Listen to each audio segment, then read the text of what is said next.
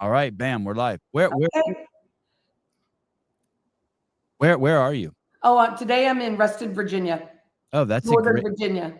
yeah, that's a great shot right there. Is that home? Is that home for you, that view? This is my home, and then I have a place in Vegas. So, because I coach out of Vegas a lot. So, but I grew up, went to high school here in Northern Virginia, and my children live close by. Yeah, all right. And then do you spend a lot of time in San Jose? I do. I lived in Palo Alto for 19 years. My children went to Palo Alto and Midi. My son went to Archbishop Midi. And then I came back east around December of 2017. So you don't do any like this isn't home for you anymore back because I'm in Santa Cruz. Yes, no, I saw. I Okay. saw. No, I'm probably in California 3 months out of the year. So I'm at Okay. American Kickboxing Academy, or if I'm working with someone individually, I might take them down to Daniel Cormier's place or, in the area. I have a lot of friends, and like they're like family to me. So I come all the time. For those of you who are listening, we are never going to get to peeling this onion back the way it deserves to be peeled back. What you are looking at is a gift to humanity, human movement, emotion, movement, rethinking, innovation, all around the human body. It was crazy. Last night I started digging really into you. I'm like, wow, I don't know how I'm going to do this. You really can't be done justice. I'm glad you have your own podcast. You kind of remind me. Do you know who this? There's a guy named Thomas Sowell from the Hoover Institute. He's an economist. You ever heard of him? No. Oh, anyway, people will just sit down with him and pick his brain. And you are also because you are also a mother. And you were an athlete, and then you're still hands-on with your athletes. I mean, the depth to you is amazing. Are you having fun with life? Yeah, I love life. Yeah. I think the biggest jump for me has been trying to get back to the people that inspire me the most, my mentors and people like that. But, that's hard to get back to those people. But no, I love life, and I'm just so grateful that I get to do this and that people reach out to me and want me to coach them. And I'm inspired by it for sure. When I look at your Instagram, I look at the people who are following you and the people who like your content, and it's crazy. It's like the who's who of all of the best fighters on planet Earth. But when you said just now you'd like to get back, meaning teaching the new generation versus going back to like hanging out with Javier and Danielle or Daniel. Oh, you can call him Danielle. I can't. Maybe you can. I definitely can. I'm looking for the opportunity. No, I'm just kidding. What do you mean by get back? Yeah, so for me, the one main mentor for me is Javier Mendez. And, Javi, Daniel's last fight camp, he said something to me. He said, Carolyn, he goes, I'm not so upset about the outcome of the fight. I'm upset that all of us, that group of individuals, are not going to be together again for 8 to 6 weeks, working as a collaborative unit. And it is true. It's like, some of those movies you see when somebody goes on a big trip and they meet people in a destination and they're like, we need to get back together again, but life just doesn't let it. It's the same way with a fight camp. So for me to get back to Javier Mendez, he's probably the one person who could say something to me that I will immediately hear and adjust myself accordingly, and take advice from. He has been my number one biggest public supporter, and he's just the most self-deprecating person, and he just doesn't he doesn't want to tell you what to do, but if he knows you need to know it, you do. So if I could sit next to him on the mats while the guys are sparring, or I can go with him to striking practice, or whatever. And I think he feels the same. I just got a message from him a few days ago when I was in Vegas, and he asked me if I would if I could head back out to Vegas here near pretty shortly, because I think one of our fighters is going to be on a big card. And he's like, get back. We all want you to come back. So as soon as I know, I'll get to go out and hang out with those guys and coach them.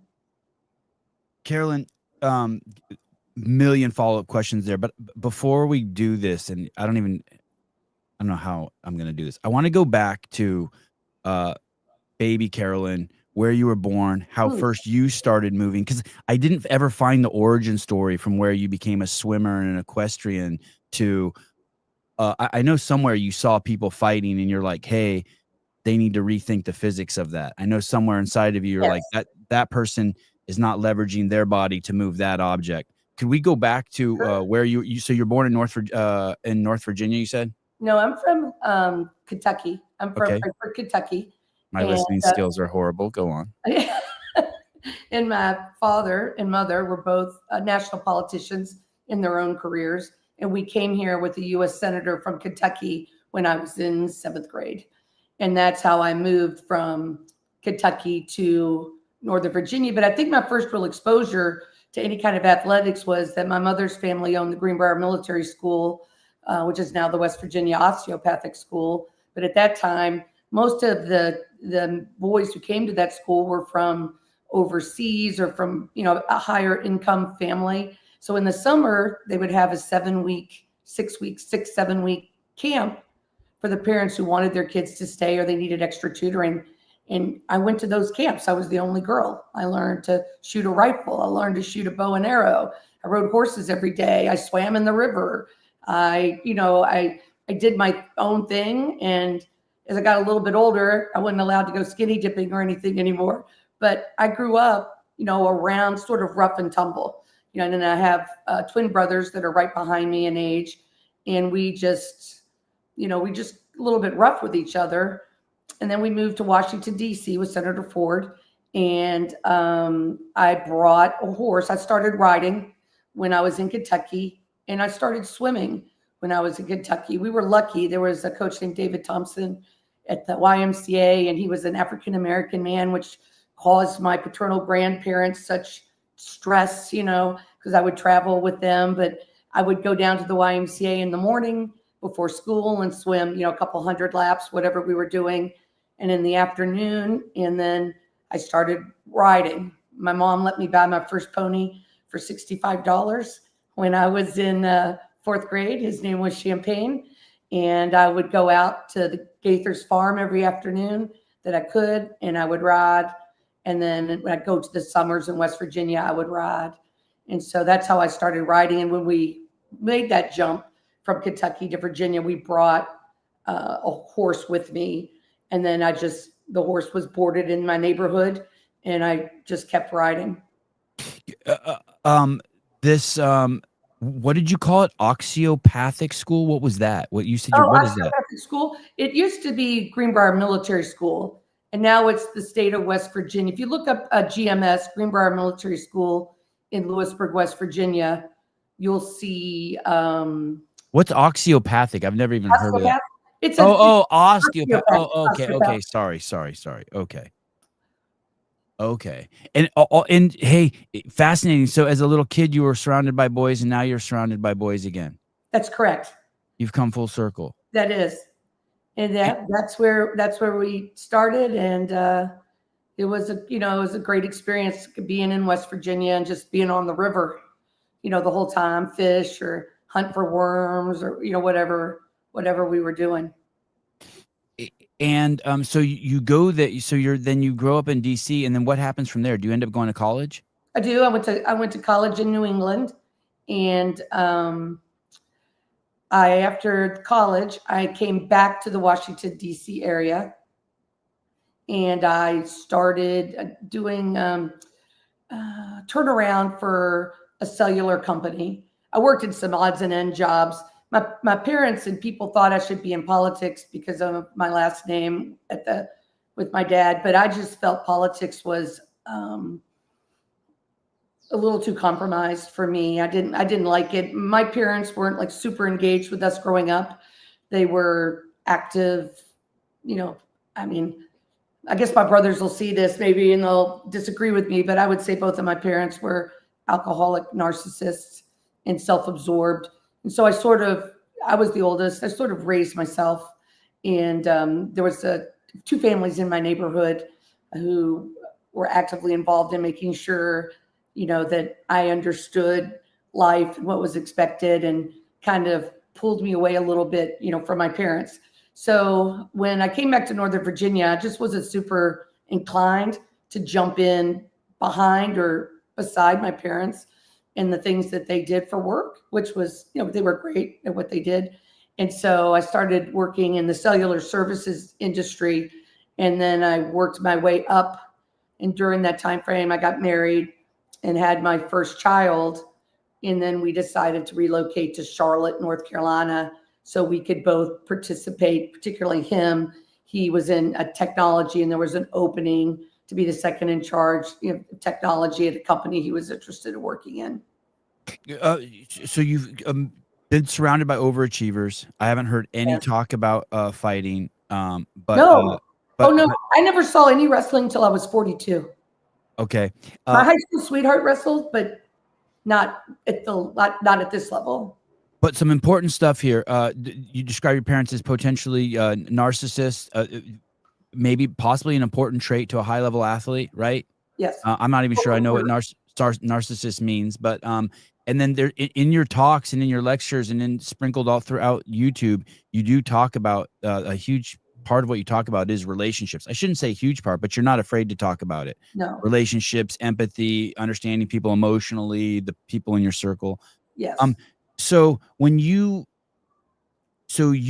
get married and then you move to you said North Carolina? Yes, sir. Charlotte. And Charlotte, and then and you're kind of, because that was your husband's career? Yeah, so I was interested in doing startup with companies. So while we were there, he was very active in a coding user group, actually Cold Fusion at the time, and he started fiddling with the three-dimensional databases, which we would now probably call with elements of artificial intelligence, but really they were databases that were deep, where they could make some decisions in lieu of having to have an employee in the seat. So he started doing that, and I started shopping that around while picking up other businesses that needed help. So I would go in, look at what they were doing, maybe suggest, a different path, and sort of a turnaround element. And in your Instagram, it's clear you're very physical. What are you doing during these years to stay active? Nothing.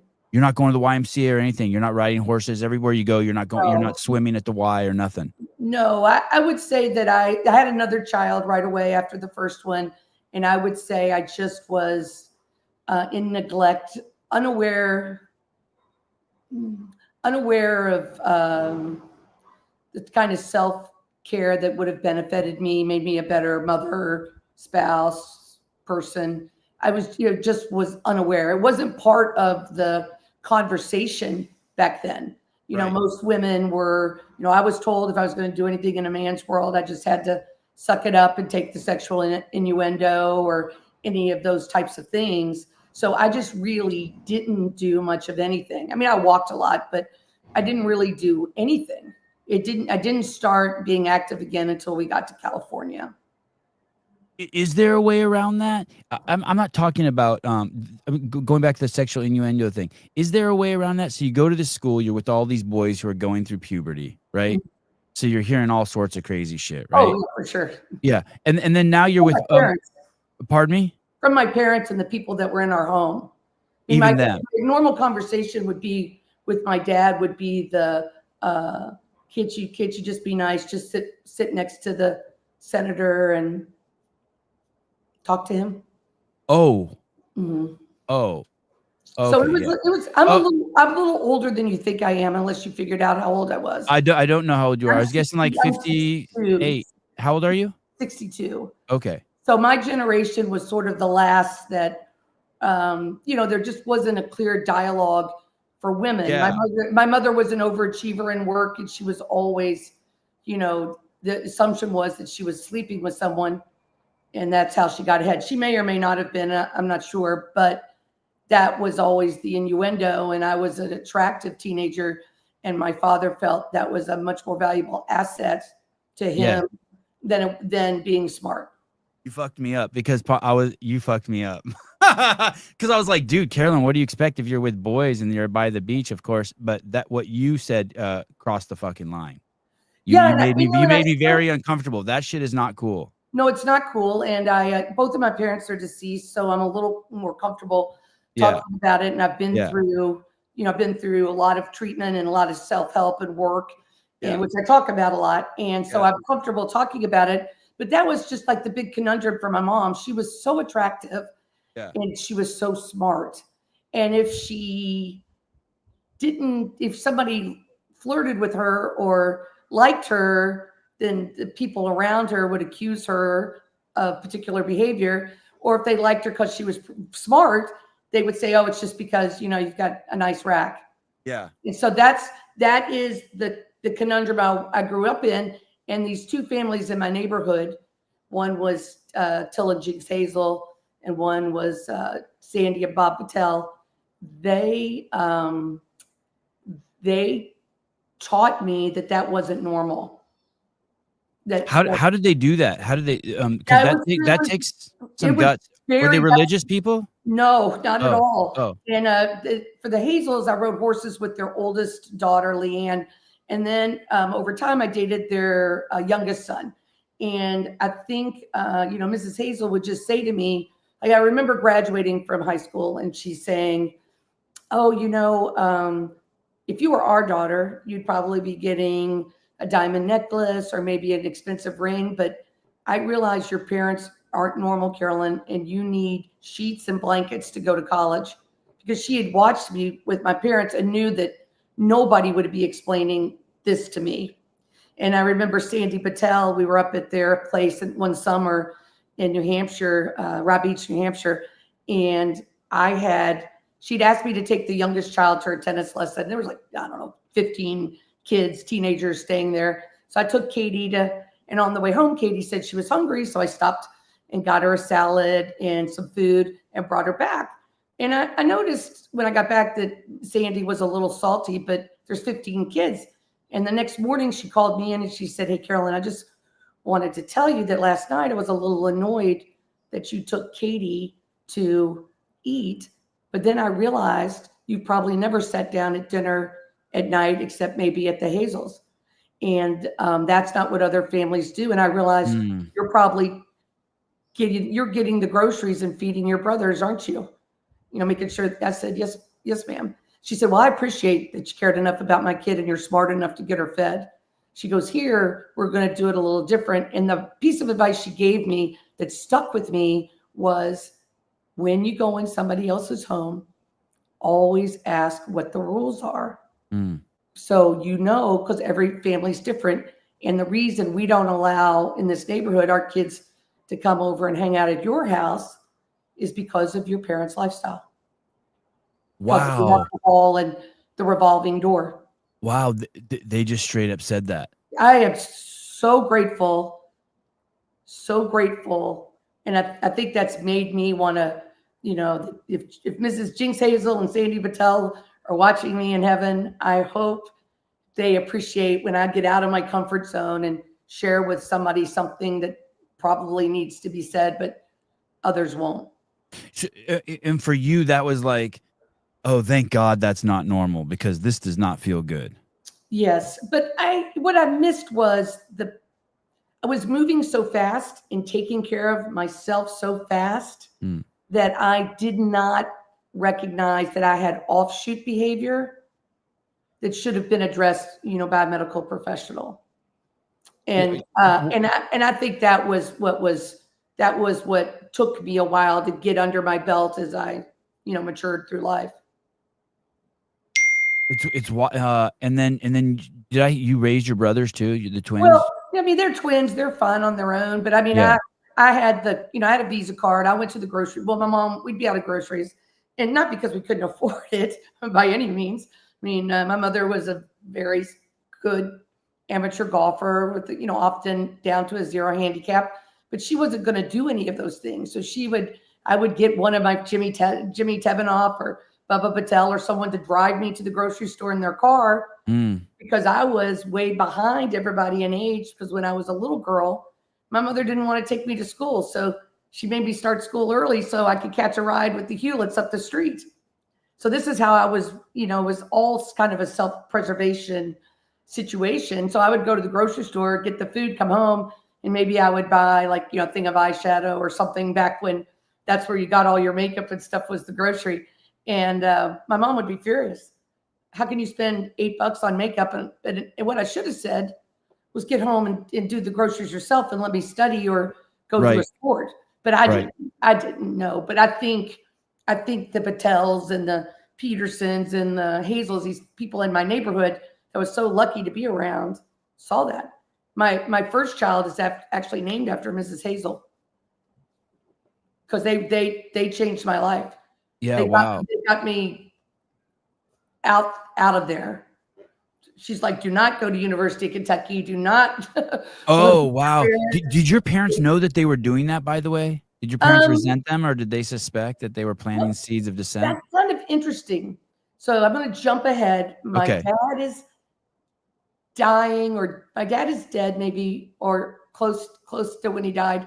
And I'm upstairs in his office, and I'm just like talking on the phone, and I'm just peeling through a desk, and there's a steno pad, and in it is a shorthand message to Mrs. Hazel, letter that his second wife, my dad's second wife, put down, saying that she had written him and said, you owe me money because I spent this much money on Carolyn that should have been spent by you. So yeah. So, and by this time, I never talked to Mrs. Hazel about it, but I do think they confronted, that Mrs. Hazel confronted my father, and that they were angry that I was in this situation. I mean, they couldn't understand how I could be going down to, Morton's with my dad, and maybe Rostenkowski would be at our table, or Senator Ford, or whoever was with us. And then I wouldn't have, I'd be invited to a wedding, there's in the Hazel's world, and I wouldn't have anything that would wear. And I would try to ask my mom or dad for it, and I'd be mixed, like this, where we lived on the country club. And did you sleep at their house, Carolyn? Sometimes. Okay. Sometimes I did. The oldest, Leanne, the oldest daughter had gone off, and sometimes I would stay over, but not all the time. I would come home, but there was no, I didn't check in with. I didn't go in and open my mom's door after my parents separated and say I'm home or anything. Not like that at all. No. We didn't have any of that kind of. And at that time, my mom was the executive director of a large national association. And she was in, Capitol Hill and DuPont Circle every day, and downtown lobbying and stuff, and on the Hill lobbying. And I think she was doing the best she could. My mother ended up being a great parent to an adult child. And she had some understanding later, but it didn't occur until I was, in my mid-20s, a little bit older. Did she play with your kids? Was she close to your kids? Was she a better grandmother than she was a mother? Yes. Oh, for sure. She was really good with my children. And my children were born in Northern Virginia. And then my mom, when we ended up in California, would come to California frequently and play with them. But I will tell you a story that I don't tell often in public, but I feel like enough time's passed and I'm old enough. But when I was about 7th grade, 8th grade, we were in Northern Virginia, and I would get up about 4:45, get on my bike, ride down the neighborhood, and feed my horse, and then come back and get ready for school. Sometimes it was really cold. My mom would make my dad take me, but normally I did it myself. So I got up one morning, and my shoes were extra muddy. So instead of coming through the house, I went around to the laundry room, and that required me to come on the basement floor where my brother slept. And then at that time, my dad's secretary, or Senator Ford's receptionist, was living in our house, and I saw them together. So I went to my mom and told her that I had seen them together. And, I've never really wanted to tell the story because this woman is still living, and I don't harbor any ill feelings toward her, but I haven't seen her since the day my dad died. We buried my dad, but my mom and her and my dad, and we got together for a conversation, and they said to my mom that I had made it up, that I was jealous, and my dad used unpleasant behavior, unpleasant conversation. And so basically, I just sort of was abandoned. I don't even know if my brothers even know about this because we're Wait a not. sec. Can I? Close. Yeah. Your dad, your mom, and the mistress secretary. Your mom's like, "Hey, Carolyn says he saw you banging the secretary," and Yes. they just like, Yes. And it wasn't until I was. that hurts. Yes. That Yes. hurts. Yes. And my Parents, whole. take note of that. Take note of that. And your whole identity gets, because then Yeah, that my hurts. family isn't one that just like they. Hey, your mom kind of betrayed you by calling you out in front of your dad and the secretary. She shouldn't have done that. And then your dad betrayed you by calling you a liar in front of your mom. Yes. And yeah, then it's a double whammy. yes, it was terrible. And then like, so I think everybody in my family started, like uncles and stuff started taking on. The only side of my family that didn't treat me any differently was my dad's siblings, because I don't think my dad told them. But the woman, the young, and she was young, very, very young. Yeah, you know what I started thinking? I started thinking when you told the story that she didn't want to be there herself. But yeah, I don't know. Like it was like she was very young, and but I got treated like I was this, black sheep. But in actuality, compared to some of the shenanigans that went on with my brothers and the subsequent actions, which I don't want to talk about my brothers in any way about that, but I was a good kid. I was class president and had decent grades. I was. You were a scapegoat. You got scapegoated. Yeah, I got scapegoated. That's what I learned from therapy later. Yeah, So you got then scapegoated. jump forward. I'm a sophomore in college. One of my brothers is in a car accident, and my dad flies back up from Kentucky. He'd retired from national politics to run John Y. Brown's campaign for governor and gone back to Kentucky. And so had the girl, the woman, and he came up, and my mom and him, it was very scary, I guess. And my brother was a serious situation, and they went out to eat, and as typical, drank excessively and had a conversation. And my dad said to my mom, "Hey, as fate would have it, I'm now dating the young woman." And my mom said to him, "I need you to tell me when that started." And he said, back, before we even headed to Washington, D.C. And then my mother was devastated because she realized what she had done to me. She called me that evening, like 1 a.m, inebriated. She had called the other woman and confronted her, and then called me inebriated and apologized profusely. The big picture is that the kid shouldn't have been involved at all. Correct. Right? I mean, it's like, yes. Holy cow. Yep, should not have been involved. But like I want to describe, it's not like today where I could be on Instagram or TikTok or see something about trauma, your younger child, all that stuff. I didn't know any of that. So I just keep pushing. And I don't really catch all of that in a healthy manner until after I've started coaching. Oh, so after you've had kids and all that. Yes. Yeah. So, I just kept hustling. I was a hustler. I am a hustler, a deal maker, connections, seeing things that, other people don't see in business, pointing it out, trying to mend it or fix it, create a market, protect the market. So many startups, when we moved to California, I thought, I wonder if I'll be viable here. And then I would be talks with a VC firm, and they would be describing their business. And I'm like, oh, I don't know. I don't think that's going to work, and they're like, well, our engineers are producing this. And I'm like, but your market wants this. So you need to sell those products you have to people who will buy them while we figure out what the market really wants and see if you can actually make them. Otherwise, I'm going to tell this VC they shouldn't put any more money in you. What job was it that you had that you were in that position? Well, when I came to California. What were you doing here? So I just started working in companies, helping to turn them around. I think a turnaround is probably the correct, title. Sometimes I would go in through business development, or I'd go in through sales. But my job, I would be somebody from the VC side of the business would want me to come in and take a look at what was going on and make it better. So, so when you get married and have kids, you haven't dealt with any of this. No, And so no, you're and I married the wrong person. right. Like, That obviously, obviously, right? Yeah. I married someone who I'm really good friends with. Yeah. We've been, I don't know. He says we've been divorced less time than I think we have, but it ended between 2002 and 2004.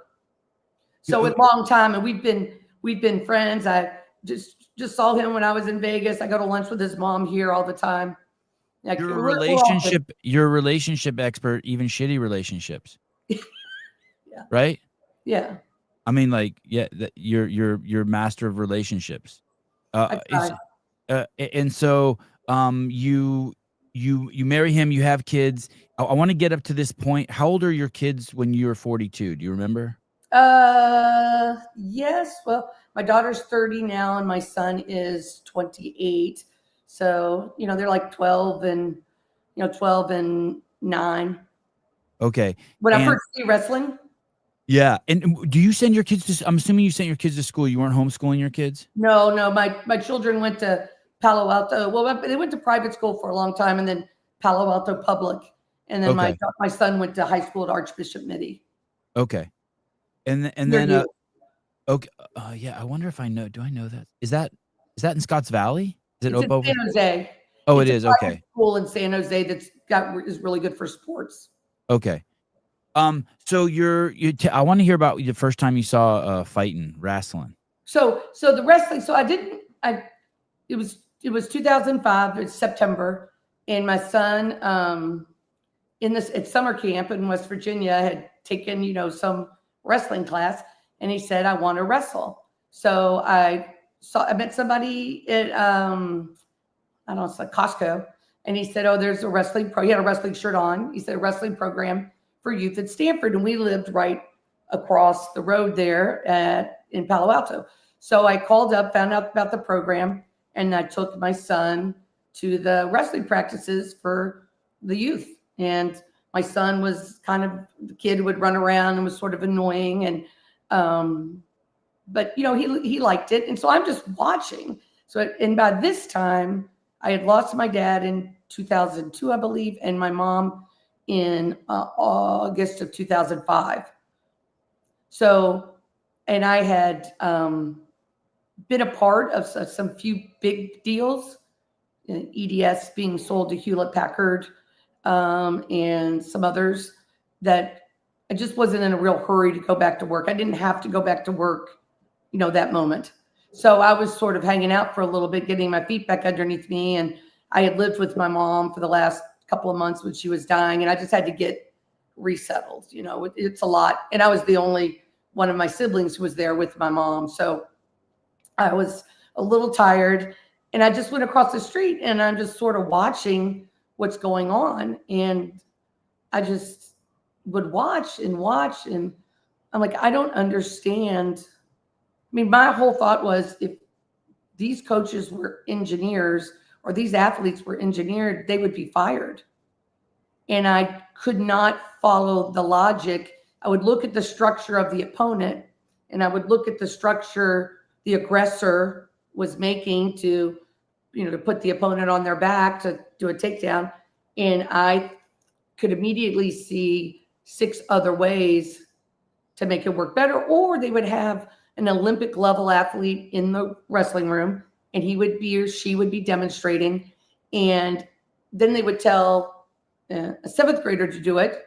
And the 7th grader is just falling on the mat. And the response isn't, well, I wonder if we need to show him how to use his muscles better, or what that structure is.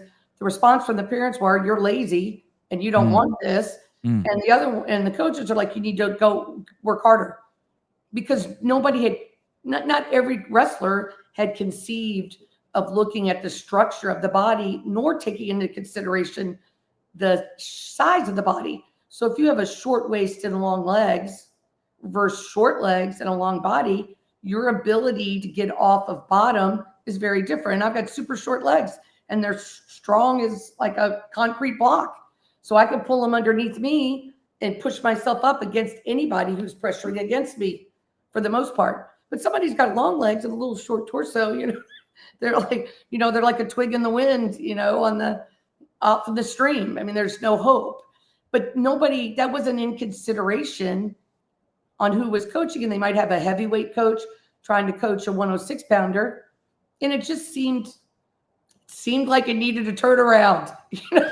You know what I mean? Like I saw it like what I've been doing in Silicon Valley, and I'm like, this could be better. And then combine that, I would say, I wouldn't have said it in the moment, I was triggered by the yelling at the kids, the lack of parental control, and I wanted somebody to help them understand it better. It's interesting. Triggered / motivated. Yes. You had a reason. Yes. These kids don't need to be yelled at. Correct. I have a solution for that. Hey, how do you have the balls to, tons of people see stuff that's wrong, but how do you not second guess yourself? I did for years. Because that's what you're like, when you hear someone say something and you're like, man, I didn't understand that. And then someone else goes, that person's batshit crazy. They didn't say shit. And you're like, oh, phew.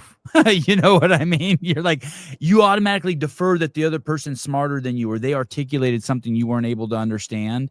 Do you not have that in you? Or I think what it was, I just had there was a group of athletes around me that were Cooper Newby, who lives in Santa Cruz, who's he's very successful in the IT world and the startup world, and a kid named Jason Welch, who's now the head coach at San Francisco State, who's a big national wrestler, and a few others around. And I could see that they really wanted it, but they weren't getting everything they needed, and overlap that with a athlete who was there from the Olympic Training Center, whose name is CC Fisher. And CC was the kind of coach that neither pushed nor pulled athletes, and he just inspired them. And CC could see that I saw something, and he would say to me, when people would say, she shouldn't be trying to help, that's not how it's done. This is a man's world. Stuff would happen, like this man ripped my arm tag off my arm, and just crazy stuff. Shit, I want to hear that crazy story. Stuff. And he would say, don't listen to them. And that combined with the pain I felt for them. So initially, the reason it became wrestling prep was because CC would say, if you can help them write their applications for college. So in Palo Alto, as you know, right, you have, that's a pretty affluent area there, that circle right around. People, that's an understatement. It is like, you think you've been wealthy places. There are these towns there, Atherton, Palo Alto. I mean, it's the Saratoga. Facebook, Netflix hub. It's like once a year, 1,000 people there get $1 million bonuses, and they're the poor people. This is what the area she's talking about is nuts. Yeah. Okay. Sorry. Go ahead. And then we have, it's why California is the 6th biggest economy in the world, or whatever. It's because this neighborhood she's talking about. Okay, sorry, go ahead. Right. No. So then immediately out of that, we have Hollister, Salinas, and some other areas that aren't affluent. And this wrestling club at Stanford was drawing all these kids from those areas. Yeah, $4 million house, 1,000 square feet. Yeah. Right. And we were getting all these kids from the poorer areas, and Coach Fisher wanted me to help them. And what I realized was, reason we called it wrestling prep is because I was helping them with nutrition, helping them with, I'd get up in the morning, put my kids in the SUV, pick up the wrestlers. We'd go to Palo Alto. We'd run, they would run the track and I would walk the track. I didn't want to ask them to do anything I wouldn't try to do. So, we would do that, or I'd pick up athletes after school and take them to places that had more opportunity to wrestle.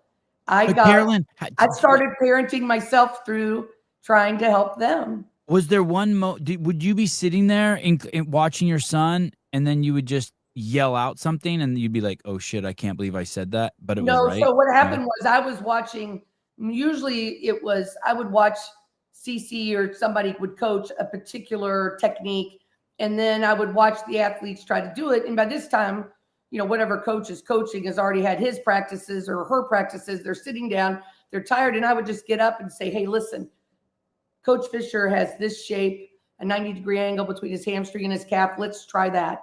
Use this calf muscle first, then use your hamstring, then pick up your lead leg and extend it. And they're like, oh, I just went 8 inches further. So that's really what happened. I just was getting heartbroken that these kids couldn't do it. And I knew that I saw it in a way that could potentially be more effective. And it did turn out to be more effective. This is off subject here.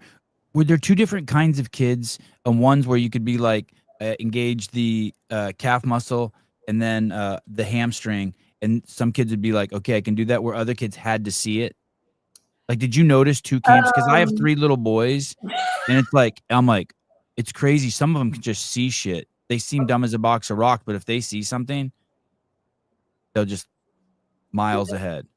You were very fortuitous to say that. So what happened was that I realized that even if they could see it, yeah, they hadn't used their muscles in that order enough to be effective.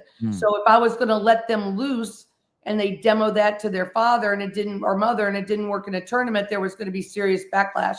So that's how that whole sequential body leveraging started, was that I figured out what the 14 most significant movements muscle order was for 85% of the technique that could work against the best math-based structure an opponent can build with their body.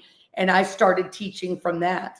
And that's what you see all those kids doing, all those fighters and everybody doing. Is that the premise of, so I don't know how much you looked in, but I spent a lot.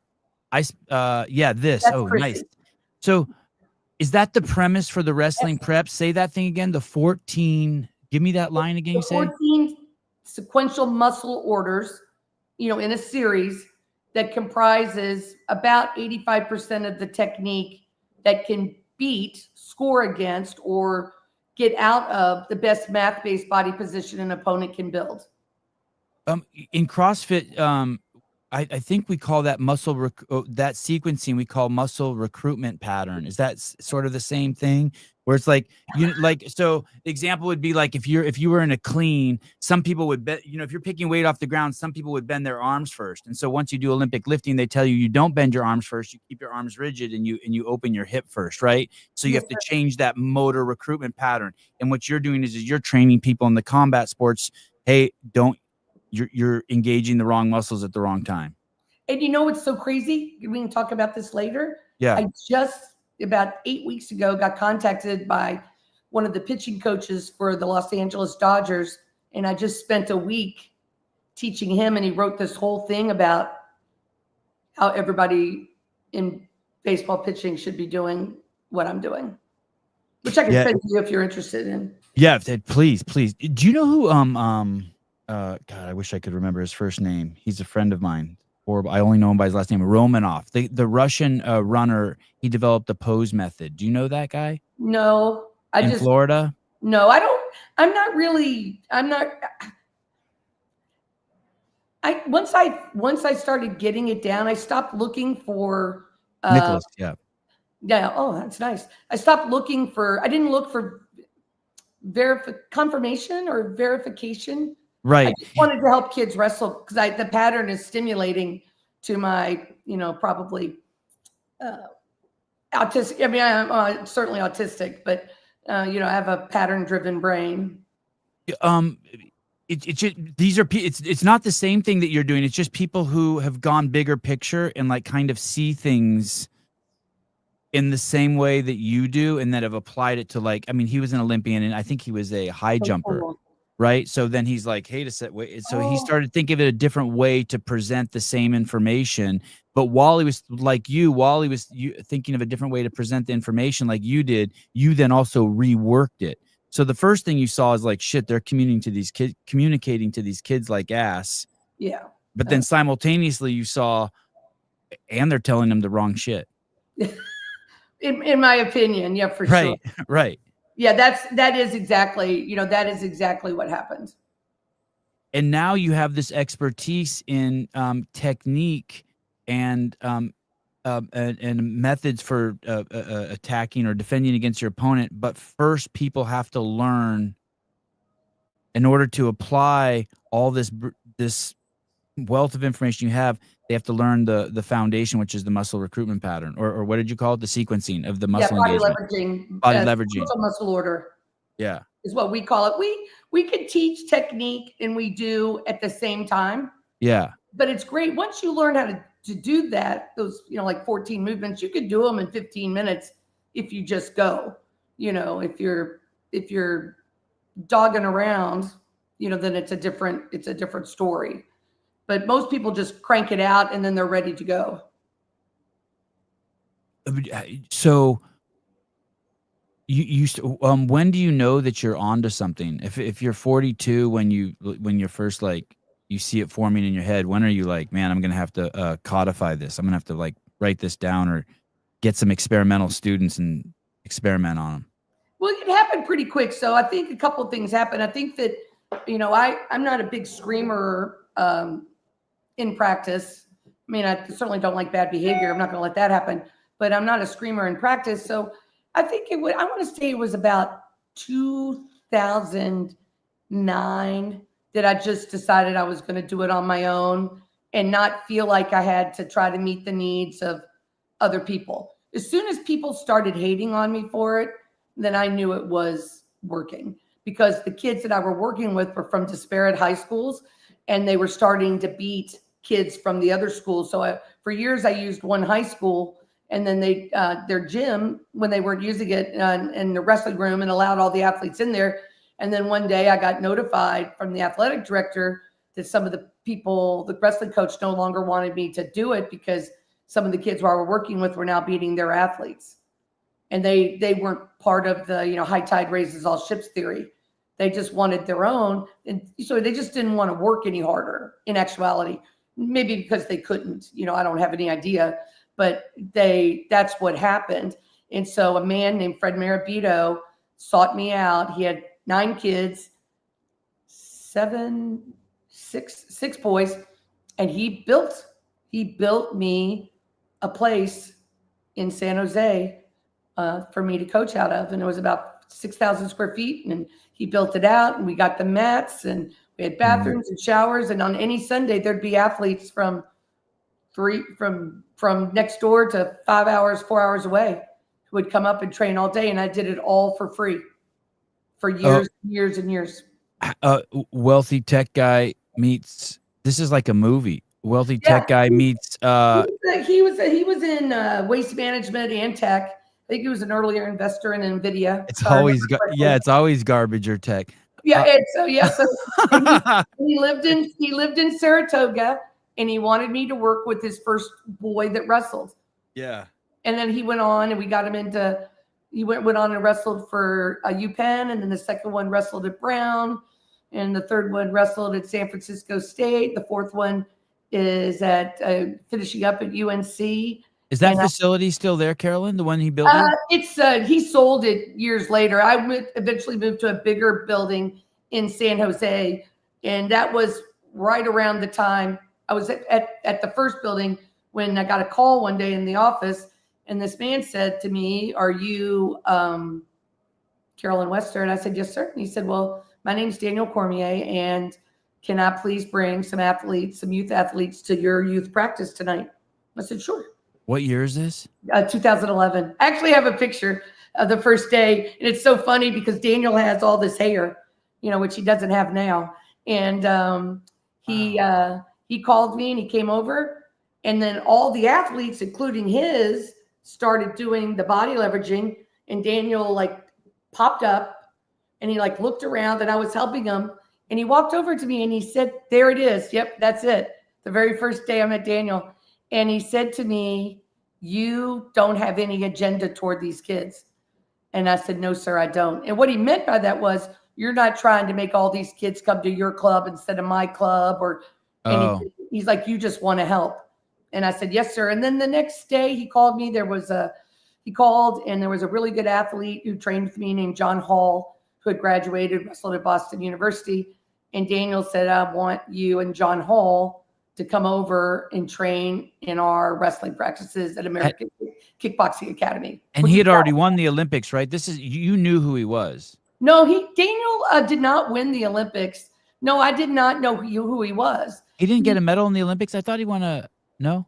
No, he's a two-time UFC, two-weight division UFC world champ. I know that, but Daniel didn't go to the Olympics? I thought for some reason. He went to the Olympics twice. Oh. One year he went and he lost in the semis to a Russian, and he didn't place.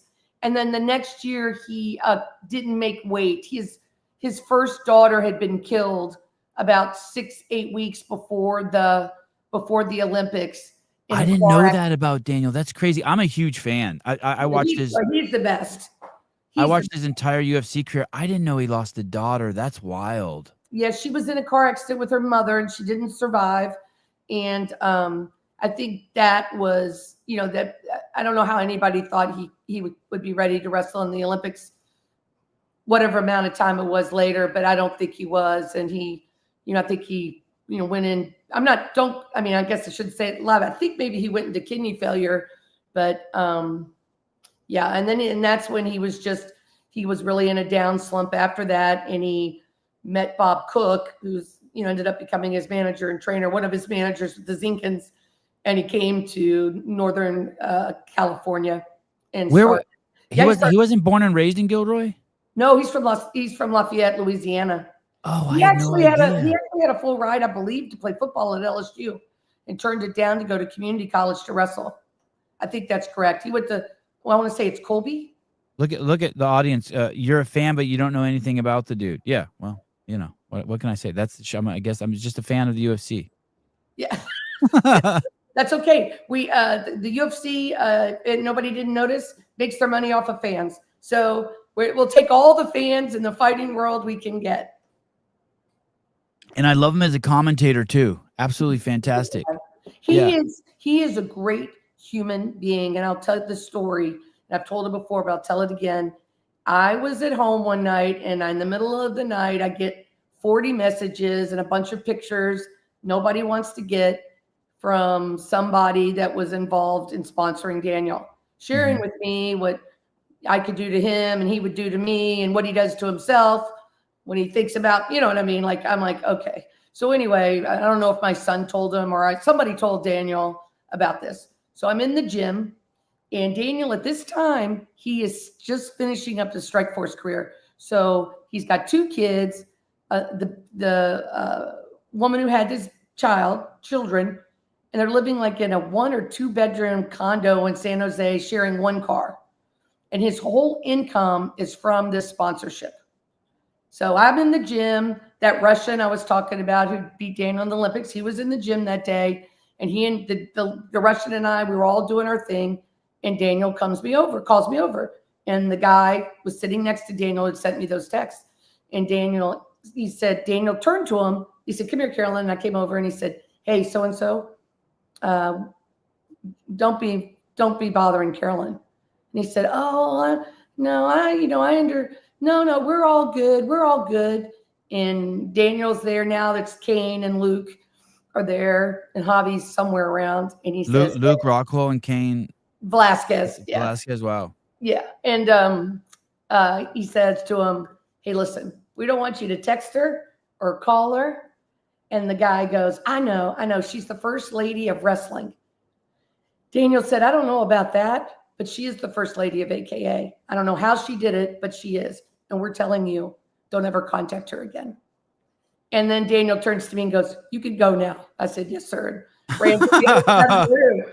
But that guy could have said, given the big F you to Daniel. Yeah. And he could have lost all his revenue, and he did not care. Yeah. He did not care. And I've seen Daniel do that for dozens and dozens of people. And I can't even imagine the battles and the things he said to people who've been active in trying to discredit me, because every once in a while people will come up and say, "Oh, that dude over there had something to say about you to Daniel," and he shut it down. What do you think about that? This is off subject a little bit, but the importance of I I have this thought that when strong men don't stand up, weak men start to prey on women. Oh yeah, that is 100% for sure. That is for sure. I was in Tarnova, Slovakia at the 2018 U20 World Championships, and it's a 3-day start time. So I'm with the kid who's starting on the 3rd day, and he's cutting weight and he's struggling, and I'm crab riding him with my legs over his legs, and he's pulling so he doesn't have to run because it's so much easier than running to lose weight. He's pulling my weight with his weight, my heat with his heat. So I look up, and this Iranian coach who's significantly older than I was comes up and says, you have to let him go. You have to leave. Women's wrestling was last week. You're not welcome here. Women can't touch men. And I'm like, leave me alone. And that night he is standing there talking and blah, blah, blah.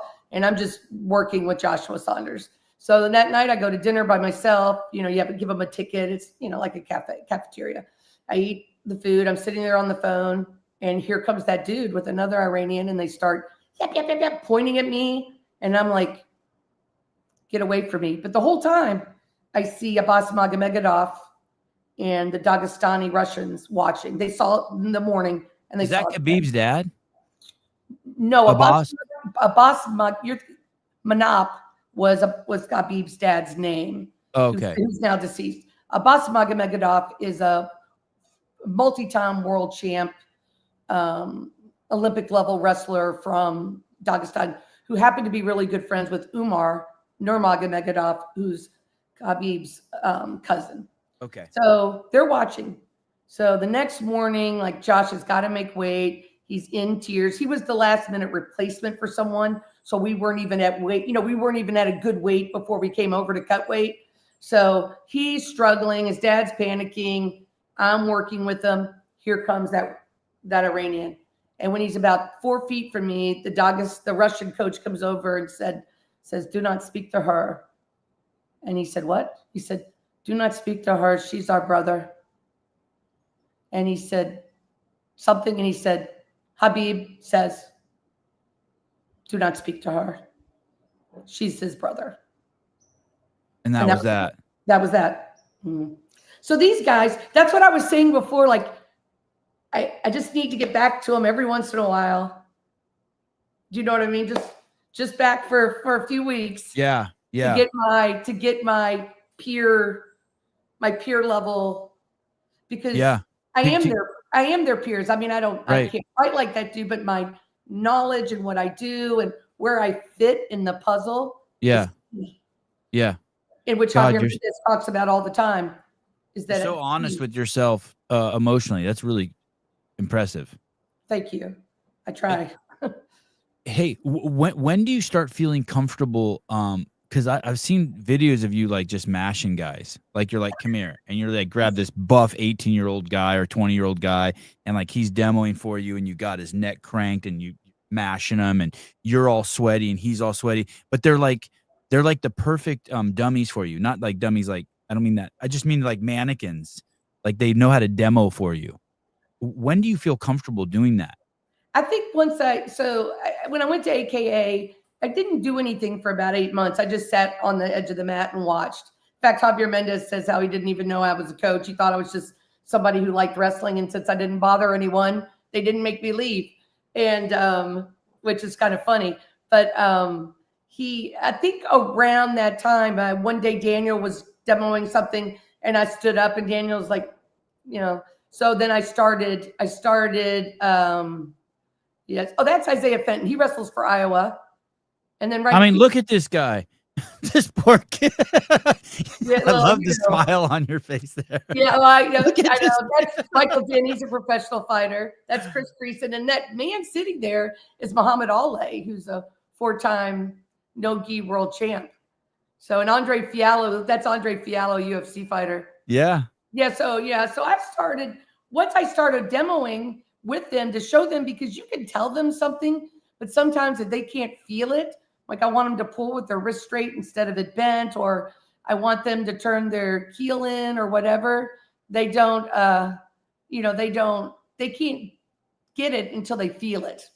So I just started grabbing them, and sometimes I look at these videos, I'm like, what was I thinking? What was I wearing? Why didn't I have any makeup on? Well, because it sweated off, and I'm just so excited to You help look make excited. others feel better. Yeah, that I just kind of, sometimes we post videos and my media person pulls down. We get all kinds of comments about my body size, my age. Is that a grandma? Whatever. I mean, You're great. like, yes. Now come, let me teach you. Yes, but I mean, that's the thing. Like, what about any of those things am I supposed to do? Should I not share knowledge because I'm not in my 20s anymore? Should I not share knowledge? I mean, that's ridiculous. How many of these people who write these asinine things, if their daughter or son was in a car accident and a not thin woman came out who was in her early 60s and said, I can operate and save your life, or they're going to go, hey, I don't like your body type. I'm not sure you have any knowledge because you're in your 60s. I mean, it's so revealing of the insecurities and the lack of emotional development in human beings when they want to judge. They have no idea anything about my health, why I may have gained weight, why I lose weight. They know nothing, but they want to judge because they don't want to hear something that challenges them. They want to think because they're in really great shape that only smart people are in really great shape, or I don't know, but it's just so, I mean, of all the things that really reveal what a lack of a developed human, how difficult you could be in a relationship, what a poor employee would be, but to be getting caught judging people and not hearing their knowledge because you don't like how they look, or you don't like their age, or you're threatened by their gender or knowledge. Keep your mouth shut. There's this Greg Glassman, the founder of CrossFit. He, when we were kids, you probably remember this. There were these commercials that would say 4 out of 5 dentists say. Yeah. and Greg's dad was the head scientist at Hughes Aircraft, and his dad would always say, I don't give a fuck about the 4. I want to know about the 1. And man, Carolyn Wester, you are one of one. There is not another one of you on planet Earth. That's what's so trippy. There is not in any respect, in your age, in your sex, in your methodology, in your emotional empathy. I mean, you are a one of one. You're a trippy cat. So anyone who's concerns about you, it's because they just walked up on a Tyrannosaurus Rex, but they thought they were extinct. And it's like, oh shit, I found. Every once in a while they'll find something in the ocean. They'll be like, oh shit, it's not extinct. You know what I mean? You're like that thing. It's like, oh my God. It's crazy. I'll take it. That's very nice. Yeah, you're a one of one. So you're when you do that, does that change your relationship with them? All of a sudden, like that first time you put your hands on something, is that now key? Yes. One of the key things I do, if somebody is really good or somebody is really bad, they will listen pretty easy. It's the middle person who's sort of living in the sycophantish world of, I'm the local wrestling champ, but I don't compete at the Super 32, or I'm in a local amateur promotion, but they're not in LFA or one of the upcoming till you get to the UFC and PFL or one championships or whatever they are currently. They change a lot right below the UFC. So when I grab them or touch them or I shake someone's hand, because I am a over the top strong, that usually solves the problem. As soon as I put my hand on them, because I always grab hard. Not grabbing hard trying to hurt someone. I'm grabbing in with the amount of strength to prove the effectiveness of what I'm going to say. Mm. And they feel that and they go, oh, she knows what she's doing, because they can feel me move them, so like Cain Velasquez, I move him and he's like, okay. I remember one time we were at AKA and Michelle, his wife, was there. And this guy was kind of jerking around and he was like swinging at me. And Bob Cook said, go ahead and hit him. Everybody signed a waiver here. And Michelle goes, Cain says she is strong as fuck. Do not grab her. Do not grab her, because I am. And I don't. And how is this just? How did you get so strong? Well, I do think that one of my brothers and I are above average strong, both of us, because people have always said, even before I wrestled, that my handshake was so strong. But and my brothers too, who lives in Coeur d'Alene, Idaho. But great place. Yeah, great. But I think it's because of the amount of protein I consume. Protein, I take a lot. I take a lot of protein, every day, and I'm very quick. As soon as I do something with my body, I ingest. Like I went to Pilates class this morning. I ingested 60 grams of liquid protein, then had 2 eggs, and for breakfast. And I'm big on protein, so I can keep my muscle mass. Liquid protein. Yeah, liquid protein, because I can't eat that much food. I need about 100. I weigh about 170 pounds, so I need about 170 a day, and I'm not gonna eat that much food. And when you're training people, you don't run out and get. And I try to avoid seed oil and follow Casey Means. I work really hard, so I'll take liquid protein immediately after. What do you take? What's it called? I don't know. It's right here in my. It's right. I'm like want to run over to my cabinet and pull it out. It's a plant-based pea protein. You don't mix it with anything? It's not a powder? It's just a liquid? It's a powder. I mix it with water. Okay. Water, okay. Or sometimes kefir. I like kefir, so I'll drink it with kefir, and then then just get that down. But I can drink it with water because I travel so much. It's just so, if you care about something, you really want to do it well. I want people to get it and want to do it. And it's people are like, well, doesn't that taste bad? I could care less what it tastes like. All I care is that I can make my point. Like I'm strong enough to make my point. Like I'm not gonna just like fall down if somebody strong starts yanking on me, or if I need to strike someone, they need to feel it. If I'm showing them the different muscle orders, it's got to be accurate. I've got to be able to do it. Did I hear someone screaming in the basement? No, it's a siren outside. Oh, okay. No basements here. I'm on the top floor of a building. I mean, I don't even know who's below me. Do you think you're in ketosis from all the protein? Yeah, sometimes I do, especially if I don't eat anything before I go to bed. Yeah, I'll get into ketosis, which is difficult because then I don't sleep. I don't sleep well through ketosis. Yeah, I struggle. Carolyn, can other people learn this and coach this? Like, do you have a place where someone can be like, you codified this? We have courses online, and the second course is coming out. I think Bryce will have it up by the end of May. We have a coaches clinic in July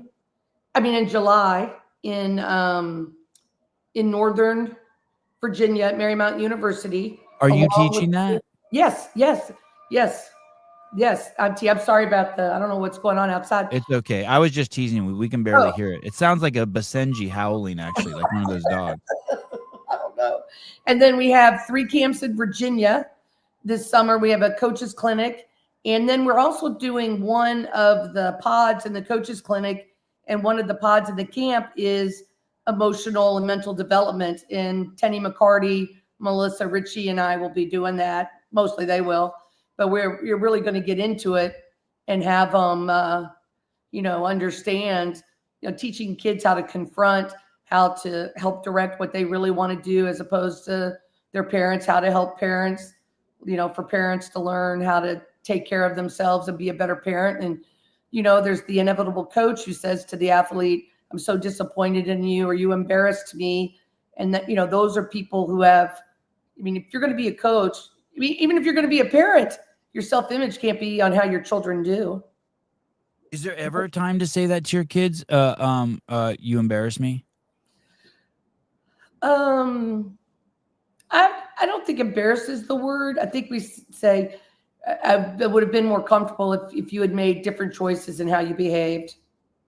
It hurt me to see you behave that way. Right. But embarrassed or disappointed is so different than when I was growing up, because parents said that stuff. My dad was always, controversial about what I wore, and my mother would say, get a Bloomingdale's catalog bill, like she's just wearing what everybody else in Boston and New York wears, not Central Kentucky. But now with social media and the way TV is, there's all this, anybody can turn to anybody and say something and people react to it instead of saying fuck you. Like that's that's one of the things that the people aren't equipped to do is to know how to who to listen to and not listen to. So as a coach, you can't be jamming on kids and saying, this is the way we do it here and you didn't do it the way we do it. And I'm like, if you're a coach, you're a part of a big collaboration of people that's going to be in this athlete's life, wherever you pile in it, and making them feel bad because they used something they used from somebody else or chose to try something new that day and you're embarrassed by it, you shouldn't be a coach. Be a therapist. You need to go get some help. I've heard many times in my life this cliche story where from female swimmers, not just female swimmers, male swimmers, but mostly female, where a coach says something about their weight and it's like one thing in passing and it's stuck and it spirals them into, it only takes one little thing. And if a kid hears it and it sticks, my wife likes to say that thing. Like sometimes she'll say something to me. I'll bring it up 2 days later. She's like, I know that stuck. And like with us, it's funny. But, but it's hard. Weight was a big discussion in my childhood. What you weighed was a constant conversation between my parents to me, not to my brothers, but just to me.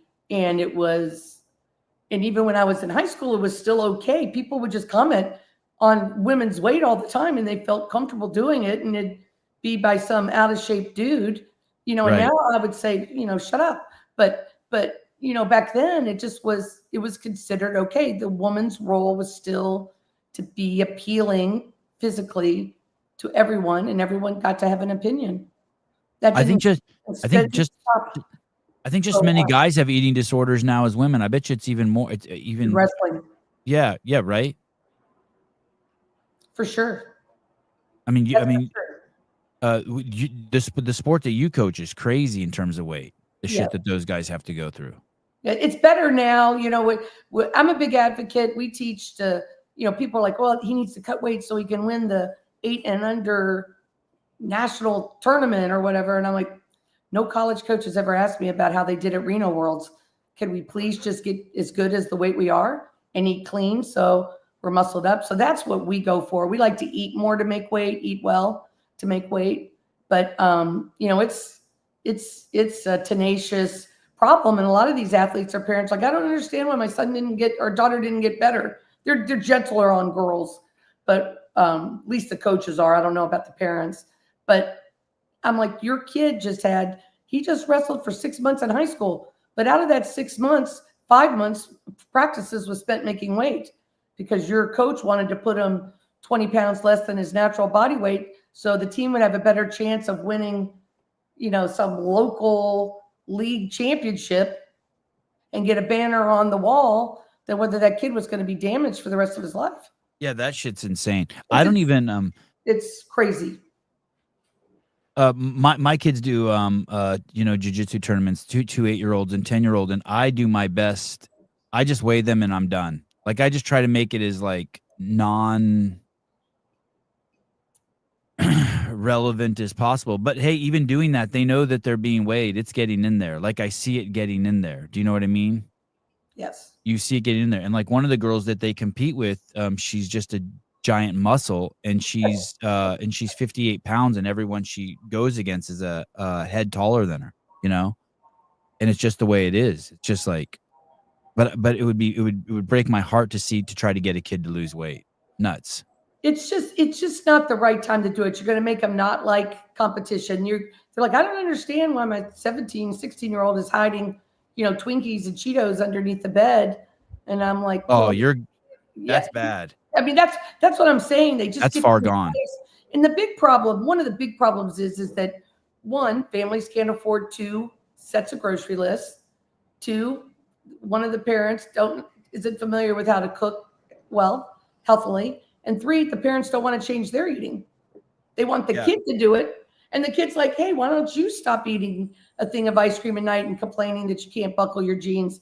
And then they're like, you can't talk to me like that. I'm your parent. And I'm like, well.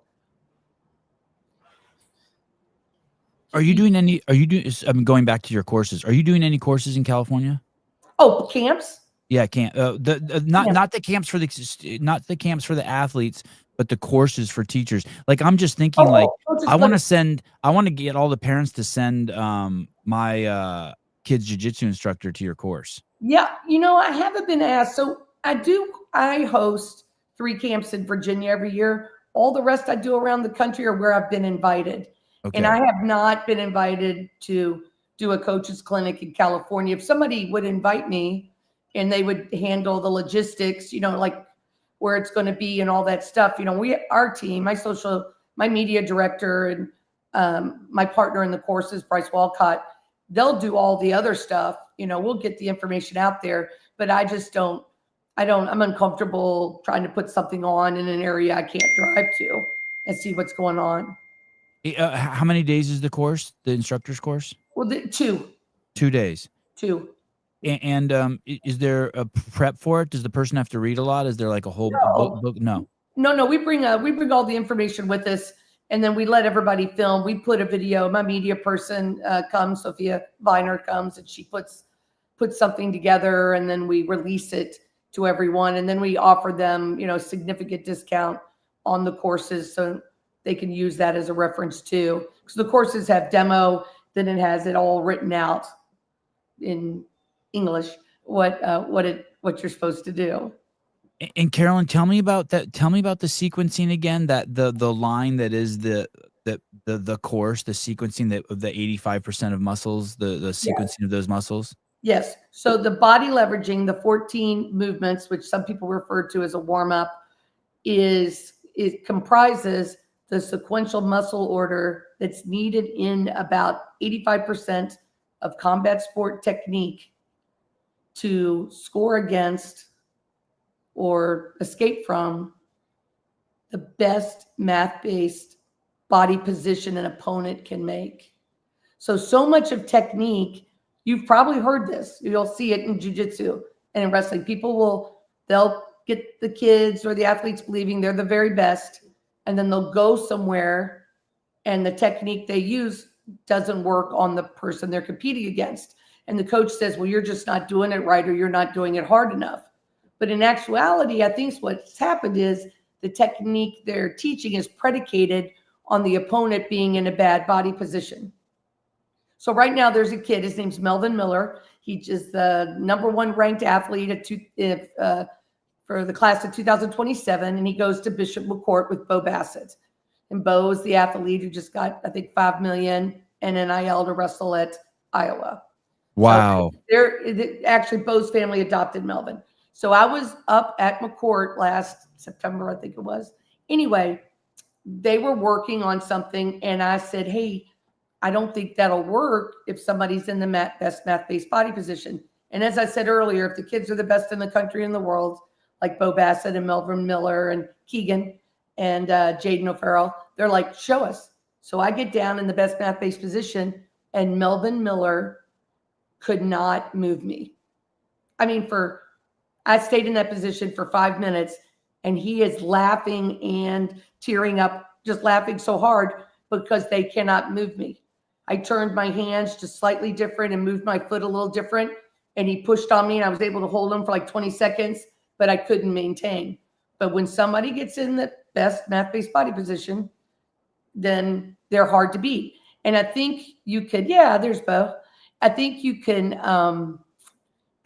see this. It's sort of like when you hear on the news there's been a tsunami or a hurricane or an earthquake, and in a first world country, there's, maybe some windows are blown out and there's a couple of fatalities because the structure of how the infrastructure is built in that area can withstand more force. But the same level hurricane or tsunami can hit in a underdeveloped country, and it's 1,000 lives, or it's 8 years of whatever. And that's the difference, is that technique is not always taught based upon what the opposition can do. So you'll use something, and then when you hit somebody that's better or has better body position, you're like, oh, I'm in a world of trouble. Best math-based body position. Like it's like a structure. So Yeah. if you just say you had your 3 boys, you give them each a tent, and you go make a tent, and like 2 of them, you know what I mean? One of them is going to make a better structure than the other 2. It's inevitable. But if you taught them how to put up the tent, every time you put up a tent, it has to have this and this and this. These points have to be hammered in. Then they'll always build that, and they'll never understand why somebody else's tent falls down because you taught them the correct way the first time. So athletes who come to me who learn the first time when they're young or when they're still open-minded, haven't been beat up by their parents or coaches or are not afraid of losing, those kids get those fighters get exponentially better in a second, because all of a sudden the things that everybody's used against them that they would get scored on is no longer working. And the things they already know, we've made better, and we've suggested technique that fits their body type. Oh, the kid's tennis coach has told them that, like, hey, the tough age for tennis is 12 and 13.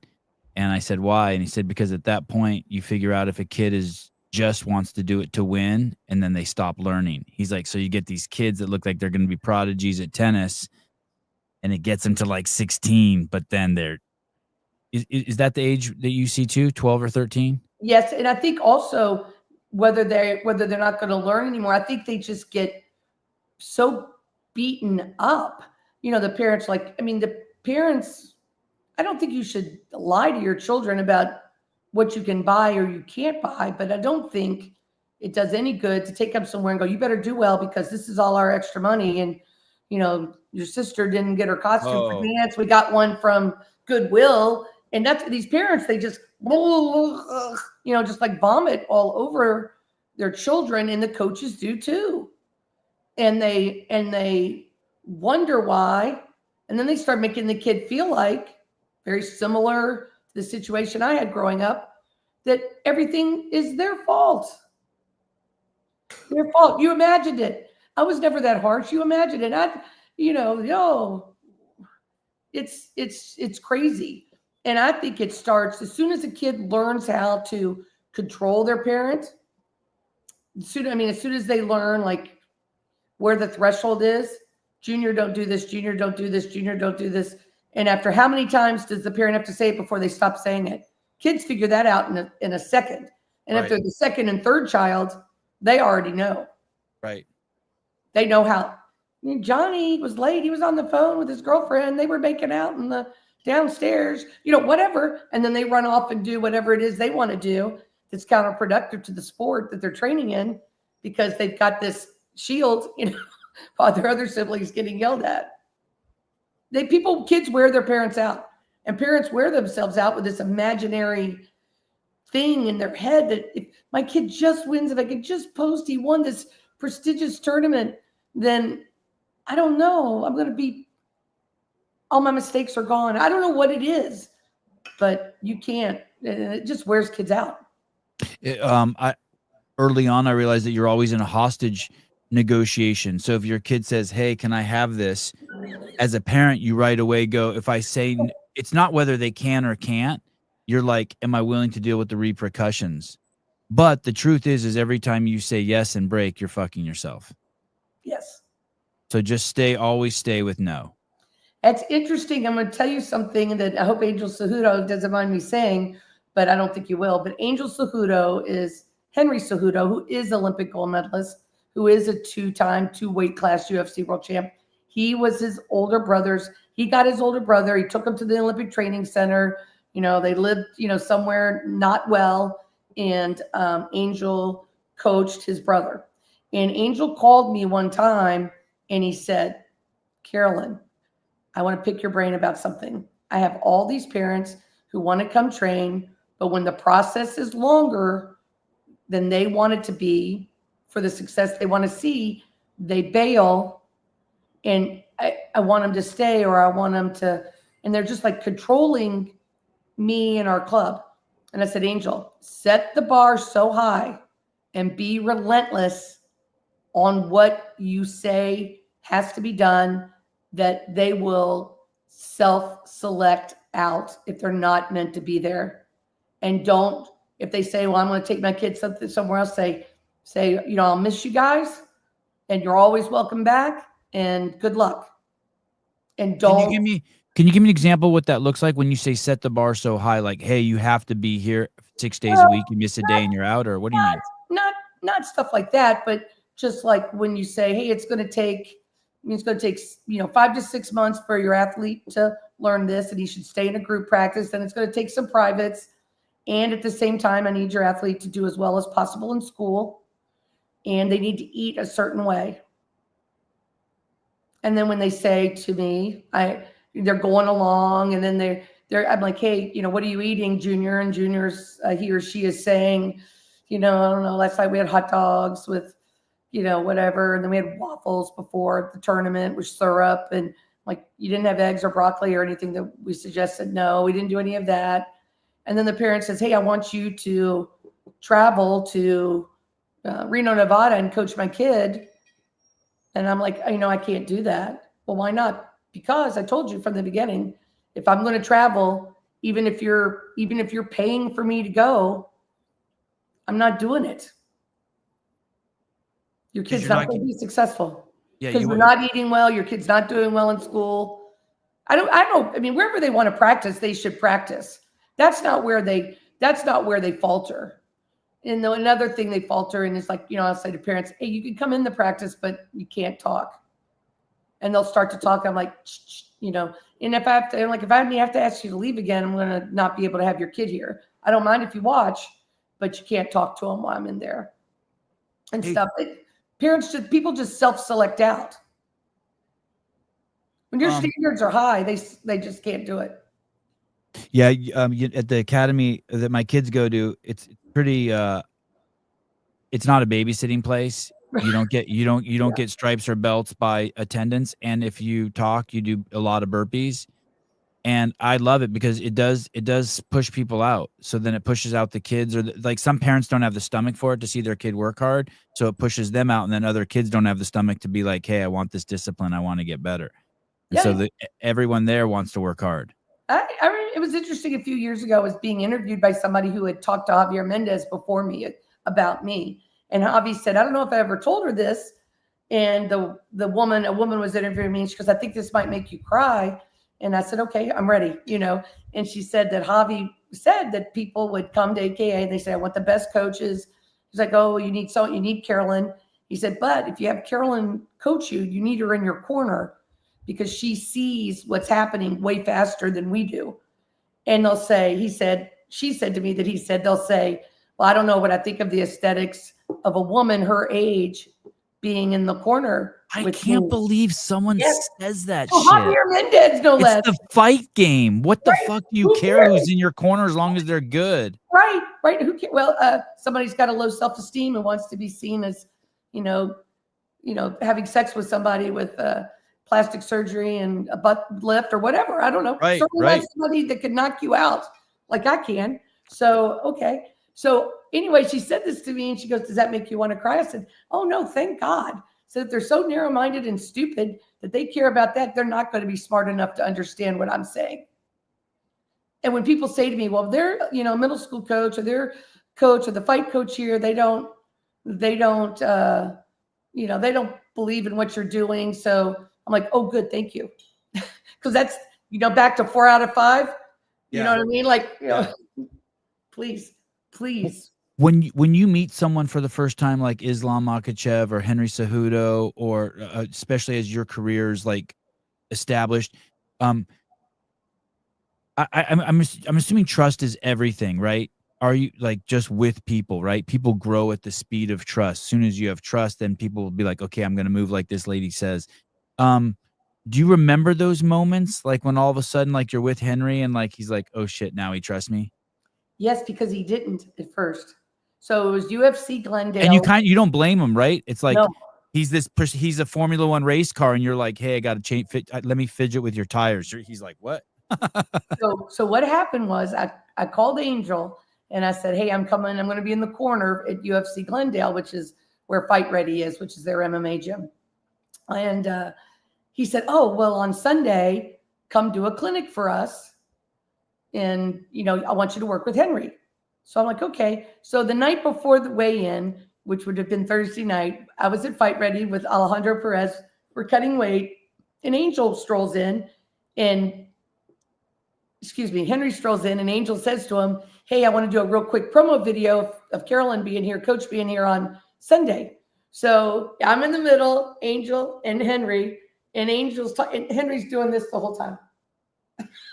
like looking away, right? He didn't want any of it. So anyway, we have the clinic, and I'm coaching, and I'm about 3 minutes, maybe 3 to 10 minutes in, and Henry said, stop. He said to Aaron Gandara, I think it was, you run this group, Coach, you come work with me. And he said to me, I think you know why I can't I'm having a problem beating Demetrius Johnson. I said, I do. And I shared. And then he went and took the steps to do it. So it wasn't something that I could just solve. I saw the fight where he lost against Demetrius and the fight he won. And I'm like, after he lost to him, I'm like, this guy's never beaten Demetrius Johnson. So what happened, what he said, just said, what do you see? And I said, well, for example, Demetrius is on his back and you're coming out, your back, you come in and then you come out like every two, because I'm afraid he's going to do this. I said, but if you move 7 to 11 times, you'll cover the entire distance of the octagon. Same thing in wrestling. And if you're always drilling to that level, then you'll go right through him. I said, you can just go to him and put your forearm. And he goes, I don't feel strong enough. I said, well, that you can train for. So, you need to go to a specialist. I think he went to Neuroforce. And I know that he also met with Roman at the UFC Performance Institute, because Roman and I ended up talking about it later. And then I guess it was back before COVID, when a fighter won a belt, they would have sort of like you won the belt tour. You'd be on late night and early morning talk, and they would bring you out at the next main event. And so this was Henry's time. And I'm in the back. I was on that card. That was the card where Jorge Masvidal, Ben Askren, and Cody Garbrandt lost. Oh. So we're back there, and here comes Henry through, and he's carrying his belt. He's getting ready to start his tour. It was very symbolic before COVID. And he comes in, and there's this big guy at the UFC trying to push him through, and he said, wait a minute. And he comes over to me, and then Johnny Walker was sitting next to me, and here's Cody to my left, and Ben is in the back with his wife. And I mean, like, everybody's back there. You all go to the same spot. So, yeah, that's when Henry didn't want to participate. Yeah, that's awesome. That's Angel in the red and Henry with the red bandana. Good find, Caleb. Good find. Yeah, we need that person. But anyway, Henry says, I got to talk to my coach. And he said, Coach, I never thought a woman who had never wrestled, being a Mexican male, could ever help me. But you changed my entire perspective on my game, and I am grateful to you. Oh, my goodness. Do you cry when he says that? Oh, not then, but by myself, I do. Oh, okay. I thought you were going to be like, no, I'm autistic. I don't cry. No, I cry a lot, but not in front of people. Not in front of people. I try not to. I mean, I do if I'm telling a story or something that's emotional, but if somebody insults me or is mean to me or nice to me, I try not to respond. In fact, Cormier tells people don't pick on her, because I watched her punch a grown-ass man in the face after a fight one time. So did you punch a grown-ass man in the face? I did. I was at Daniel's last Strike Force fight at Oklahoma City. We were in the Sky Bar, and everybody, been having it was a party. And Daniel, Strike Force had just been bought by the UFC, so we knew we were going to the UFC. And a guy, had on a shirt like this high, and he put his hand down my shirt and grabbed my right breast so hard, like I had massive bruises the next day. And I just rotated my arm and and put him down on the floor. Men are fucking disgusting. Men are perverts. I mean, I knew we were bad, but I thought we hit it better than we do. I think he'd had way too much fiesta, but it was still. And then you married that guy, right? Yeah. No. Yeah. That would have been a funny story. But it was so funny, because then the suit, like right after it happened, then I just started crying, and everybody was laughing at me, going, "You don't need to cry. You deserve to get hit in the face." So. You were at the fight when Jorge slept Masvidal? when Jorge Need kneed 'em. Ben in the face. Yeah. Yes, it was interesting. The night before, I was working with Alejandro, and I don't remember who was with me. I don't know if it was Aaron Godar or Carson Manville, but anyway, we were working with them, and I was the last one out, and Jorge was sitting there, and he started talking to me. He's like, "Oh, coach," and he and I are friendly today. And then they were He seems practicing. like a gentleman. Is he a really good guy, Jorge Really good Masvidal? guy. Yeah, he seems There like a are many gentleman. of them that aren't really good people, Okay. especially when you get to know them. But but they were up in the octagon practicing because they felt like that Ben would do what the first time Aaron Pico fought after being it was a silver glove boxer, but a wrestler. As soon as his adrenaline went up, he just went for the shot, and he just got knocked out in the first 40 seconds because the guy was so shocked. He was so low, he just hit him in the face. And so they felt like there was a good chance Ben would just dive and shoot. And that's what they there. And you were there watching them prep that? Yeah, they were prepping it. I was in there. Why didn't someone tell Ben? Well, that's not the way that works. Right. I guess so. Yeah. You can't say anything about anything you see. Right. And Okay. and you don't. That'll ruin your reputation. You're done. No one will work with you. Reputation, and it's the UFC goes so out of their way to provide world-class opportunity and training and nutrition and recovery with Dr. Heather Linden and all these people. If you sabotage that, like it would be criminal. And the thing is, even if it's a fight week, those people at the front are trying to navigate. All right, if Islam is in this side and Volkanovski's on this side, you can't be in the PI at the same time. And they try to do all those things. So you just don't have any idea. You don't have any idea what's, you just have to stay away, and you can't talk about what you see from other people. Sometimes even sometimes a lot of us, won't practice at the PI. We'll go somewhere else if we think it's going to be too crowded. If people are scheduled to have one part of it that, might be somebody we don't really want to practice in front of, we'll go to somebody's private. There's so many gyms in Vegas. You can go anywhere, and so many great people who will let you in their gym to practice. Train. Yes.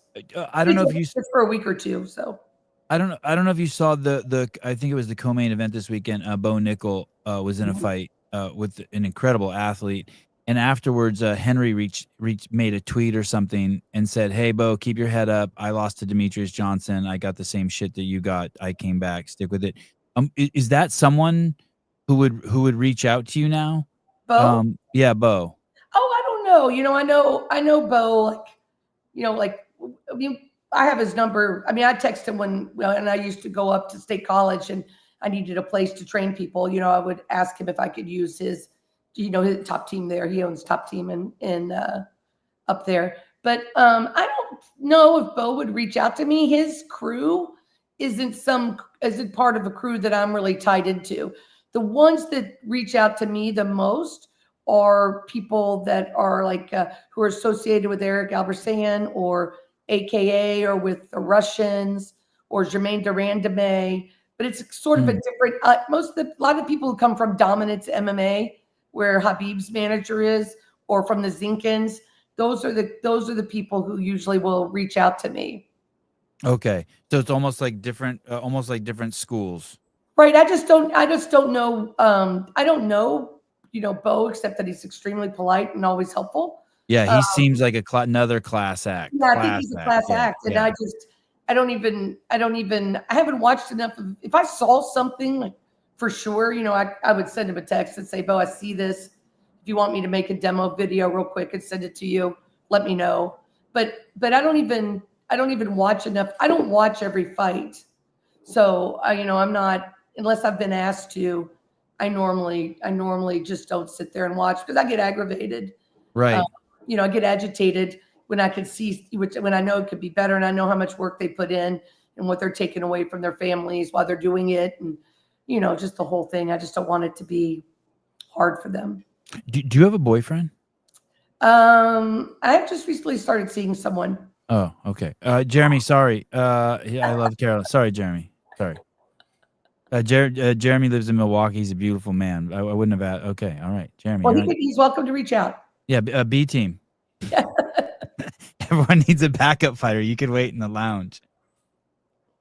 I really appreciate you coming on. I honestly can't believe that that I actually panicked a little bit. I've done like 3,000 interviews. I've interviewed everyone. I have Greg Glassman on every week. I've had Patrick Bet, David Volkanovski. But I told my wife this morning at 6 a.m. I go, I'm a little nervous. He goes, my wife goes, why? I go, I already know I'm gonna fail at this interview. She goes, why? I'm like, there's too much ground to cover. Like you could have her on for 20 hours. I'm not gonna do it justice of the innovate. I mean, you brought innovation to a sport that's the oldest sport in the world. Dudes fighting. Thank you. Yeah. I'm really touched that you asked me to be on, and I'm super proud of what I do. And there's not in my day-to-day existence, people don't recognize me for that. And so much times I have to, I don't want to use the word bite my tongue, but remember where they are in the process. Yeah. Because you're way out ahead. Yeah. People aren't going to recognize you got way, way, way in the front. You got way in the front. Yep. And I can feel it. And I don't want to do people disservice, but there comes, time when they're so not close that they're just better off going to somebody else for a while until they had some heartache and awakening and want to work with someone who's ahead. Yeah. You're so far. I mean, you remember it used to be eating fat was bad. Yeah. Like the fight game is fat is bad and eat low fat shit. And you're like, Yeah. You got ahead. Well, sure. I look forward to following you. I'm glad I found your Instagram account. Me too. When I come next time I'm in the Bay Area, I'm going to reach out. I would love it. I would love to host you, take you around, show you stuff. I mean, I bet you we know a lot of the same people. I've seen Luke Rockhold a bunch of times. I've seen him when I'm in Newport Beach. I don't know him. I've seen Cheeto Vera down there, and then I've seen him here at the beaches in Santa Cruz. If you see Luke or Cheeto, you should walk right up to him and say, hey, I spoke to Carolyn, and she told me you all are great. Oh, awesome. Cheeto looks approachable. Luke does not look approachable. Luke. He's completely approachable. Oh, he is? Okay. All right. You should just start with, I interviewed Carolyn, and he'll be like, oh, yeah. Okay, good. All right. All right. He's a good man. He's good to me. Yeah, okay. I bet. All right. You have my phone number. If there's ever anything I can do from you, you're ever anything I can do for you. I'm also gonna let me feel around here in the community, and maybe I'll send you an email and you can put me in touch with your people and tell me what's needed to bring you here, like how many participants and what's needed. Sure. And hopefully I can organize something for the area. Well, we would love that, because in the last, Sophia says, and I saw, like in the last 6 weeks, we probably have had 50 people from California ask if I'm coming to California. So I think people would, wouldn't just be Bay Area. How big is the class? Well, depends on how big you want it to be. I mean, it doesn't have to be. We can limit it, but I think people would come in California. Yeah, definitely. And you know as well as I do, the fight game here is huge. Yes. Well, you can come up to AKA and meet everybody. Oh, I would love to bring my kids there and see that. Sure. You'd be more than welcome. All right. Hey, thank you. You have my phone number. Let's stay in touch, and I look forward to having you on again soon. If there's ever anything I can do for you, or you end up doing something local and you just want to come on for 15 minutes and promote it, you're always welcome on the show. Thank you so much. You made my day. All right, Carolyn. Thank you. Thank you. Ciao. Wow. Whoa. Top 5 guests. We need more of her. I only had like 1 or 2 like out of body experiences from the nicotine withdrawal. Oh, nice. Good. Like I caught myself a couple of times drifting away. God, I'm a fidgety. Awesome. Cool. Yeah, she is cool. God, I'm a fidgety motherfucker today. Do you want to say bye to Katrin? No, you're gonna get rid of her? I think she's oozing. Yeah, it's because she's pregnant, dude. Oh shit. I cracked her from all the titty fucking. Oh my god. Oh no. That's my fault. You see that? Yeah, you really fucked that up. By doing the pen trick. That's a really shitty mouse pad. If that's all it took. Hey, that chick was amazing. How she at first she's like, men are inappropriate, and I was gonna like push back and been like, nah, men are just men. And then when she said that shit about sit next to the old, like, I don't like old dudes perving on young girls. Yeah, Old dudes need, fucked up. yeah, that shit's disgusting. Pretty fucked up. Show 10 out of 10, guest 15 out of 10. So What? my skills weren't commensurate. I agree. My skills weren't commensurate to the level of guest. That chick needs to go on Rogan. Yeah, that'd be crazy. Yeah. She's Surprised she hasn't already. I don't think people know, dude. I don't think Maybe Joe's just getting a little lazy. Not doing a lot of research lately. Just going back to what he knows. I don't think people know. By the way, if you don't follow her on Instagram, you should. I'm gonna get my kids in front of her at some point. Carolyn Wester, Wester. Yeah, there's 2 accounts. One of them is Wrestling Prep, and the other one is W Prep Carolyn. The W Prep Carolyn is her like personal account, and then Wrestling Prep is her business account, or like her techniques and all that shit. If you want to look at those. Got a boyfriend now. Hey, Greg called me during the show. I wonder if he's calling because I had that outburst the other day on Emily and Metfix. I wonder if I'm getting Savvy. You nice. No, you can marry. Isn't Greg married to a young girl? You can be married to a young girl. You can't perv out on a young girl. Yeah. You gotta leave young girls alone. Unless you're Bill Belichick's wife. Yeah, at that point, isn't it funny? At some point, it comes about you fucking pervert to like that's elder abuse. At some point, the chick's so young. He's abusing the elder. I guess there's some pretty substantial shit going on over there. Like she's allegations. Got she started building some like property portfolio with his money, but it's like I don't blame her. I would do that too. Yeah, for sure. Yeah, it's concerning. Yeah. I would easily at 25 years old started dating Oprah if she would have dated me. Oprah? Yeah. So like easily. What is Oprah 20 years older than me? How old is Oprah? Is Oprah 70? 70 something. Yeah. Yeah. I'd easily been like at 25 and Oprah was 45. I'd have 71. Yeah. 17, 18 years older than me. I'd definitely have done. I'd have slow every day. I would have peeled every month. I'd have peeled a million off and started buying properties. Why not? I probably would have started dating Martha Stewart.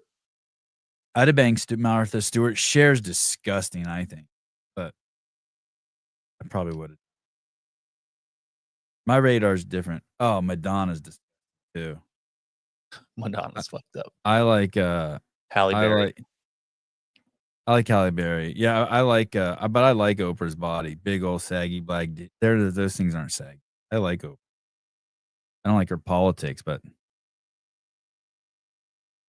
you're basically the same age as Oprah. I read one comment during the show, I think, maybe 2. One of them was like, Sevon looks sad. I didn't see that one. I definitely do not like Roseanne. I just saw a whole slew of comments shitting on Standy because she has a wrench now. I would never even. Does Joe have a wrench too? No, they're a member. We should just give everyone a wrench. No, fuck. Just every single person a wrench. You know how fucking ruthless it would be? These jackasses don't know what to do with responsibility. Yeah, you should never ban anybody. Really. I mean, you have to say something really stupid. Yeah, we've had people say some really stupid shit. Like, I don't care. You can say anything pretty much racist you want. Sexist, I don't care. I'm trying to think of what. More like just like threatening shit. I can think of one thing. I can only think of one thing recently someone said in there where I was like, that motherfucker needs to get banned. And I need to buy a new gun. I need to get 2 more guns. Yeah. Yeah. I'm about to go get one like soon. Another one. I banned a guy. Who did I ban? I'm trying to think who I banned. God, I stink. Like, I can't remember what they said, but they said there was something that was like borderline threatening. I banned Like the Rambler, tell me what I said. YOLO to the moon got banned. 12 daily doses. No, that's Pat Lang. Pat Lang got banned. I gave Slater the DEI wrench. Token black dude got one. We got any? Does Judy have one? Do we have an Asian wrencher? Judy should have one.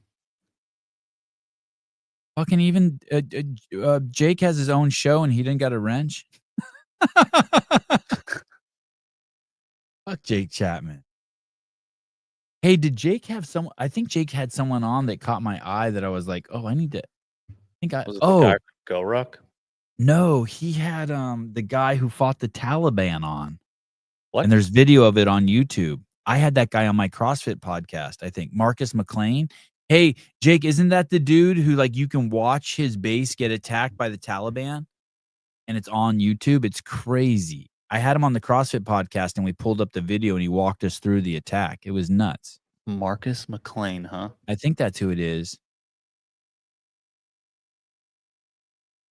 He's the European manager for Go Ruck. You don't even want a wrench. There's I think so. There's nothing you even he works at Go Ruck and I thought he was like Germany's country manager or something. There's no one to kick off. Probably go watch that show, everyone. That Jake Chapman show, the base show with Marcus McLean. There's nothing even to do with the wrench. What do? You can't. There's no one ever to kick off. Like, what are you going to kick off?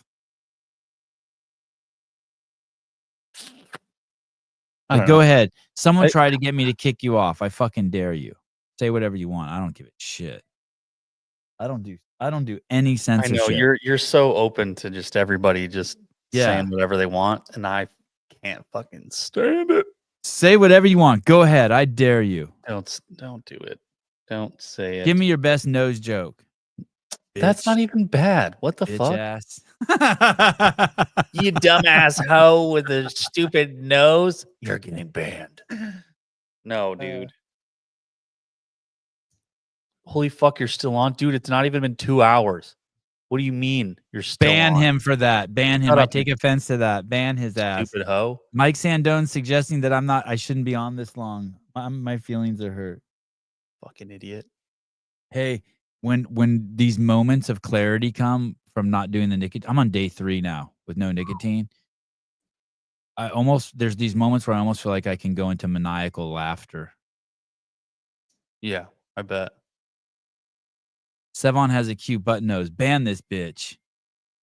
But she has nice hair. Not all she has is.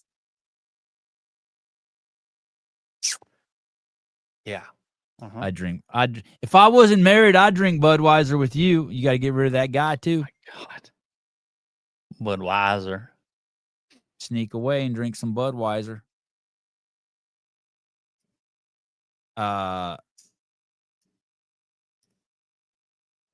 I told myself today, I told myself before this show started, I was like, hey, when this show's over, just get off the air. You're not, really? Yeah, I don't think I'm unstable. You know what I mean? Like, I think so. Like, if there was a way to test me, like, I shouldn't be out in public. You know what I mean? Like, I'm on drugs or something. I'm unstable. I'm just I guess. I don't know. I can't really tell. I know you can't, but I can. Yeah. Like every part of my body's tingling except the part that should be. Hello? What do you want? I have a weird question. You know how when you show YouTube videos on the screen, on the right, it has the Sevon Podcast Live. What happens if you hit that? Does everything blow up?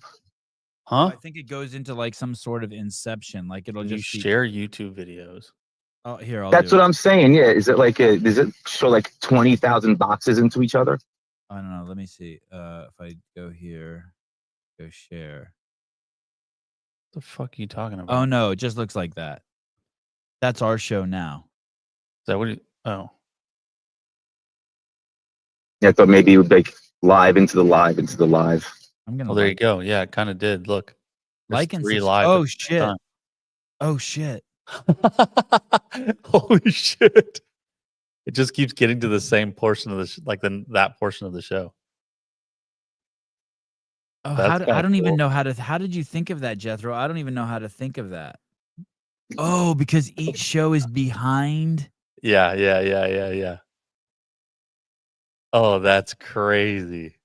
Is that I knew it would be something fucking weird.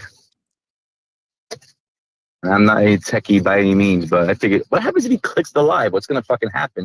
Is it gonna be like 2 Sevons? It's like that the Spider-Man meme pointing at each other. you can't even see? Oh, you can still see it happening. What a mess. That's cool. Oh, All right, thanks, bye. I see what. Bye. Thank Say you. Good bye. idea. I see what you did there. Hey, we're like little kids right now who just figured out how to turn on a flashlight. Do you know what I mean? Like it's something so stupid, but we're Yeah. enamored by it. Like, holy shit, this is crazy, dude. That's wild. Yeah. Oh, did the first one? Did the first one go away? The original one's gone. No, the original one is the one right next to you. No, it's gone. Move. Watch. I can't see us anymore. Isn't it delayed? It's the one right next to us, like immediately next to us. Yeah, I just waved, and then you just waved there. Oh, but on YouTube it's gone. Oh, Because we went full shit. screen. Oh, I'm fucking gonna throw up. I need to come out. I need to come out. I'm gonna throw up. Holy What shit. a mess.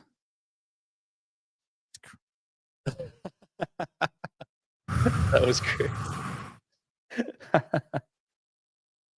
You know when you're have you ever done mushrooms? Oh, you probably No. can't say. Good No, answer. I've never done drugs. Okay. Well, if you ever did mushrooms, there's this thing you get. It's called a perma-smile. And it's like this tension gets held in your face and you just start going like that. And it kind of starts hurting. Huh. That's weird. That's how I feel right now. Perma-smile? Just from the withdrawal, I just feel tension just like going through different parts of my body and wanting to hang out. And you know what else is crazy? Like I don't crave nicotine at all, but I know it'll make the symptoms of the withdrawal go away. Does that make sense? Like when I'm hard, I crave pussy. Right. But when I'm going through nicotine withdrawal, I don't crave nicotine. I just have discomfort. Discomfort, yeah. Yeah. I noticed that when I don't have caffeine for an extended period of time. Like if I just have a headache, but I'm not craving caffeine. Yeah. Right. Like I know that's what's going to fix it, but it's irritating. Like it's really just the headache that's irritating me. Right. Yeah. Yeah, that's a great point. Isn't that a trip? That's a totally different thing than it's weird once you realize that. Yeah. I'm not like I don't like if someone I don't inherit I'm like I said, when you're horny, like you know what you need. Right. When you're going through nicotine withdrawal, the only reason why you know you need nicotine is because that's what you quit. Yeah, you're not But you're not craving it. Right. Yeah. Right. Yeah, that's weird.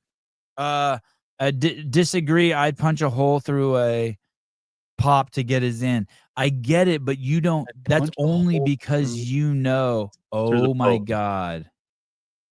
Oh, I take 1 3 milligram pouch and I feel like I'm tripping. Yeah. Imagine people trying to quit who are like on like I was just doing 2 milligrams and 1.5 milligrams. Oh wow. I found these 1.5 milligram patches. Microdosing. Imagine doing those people who do like 16.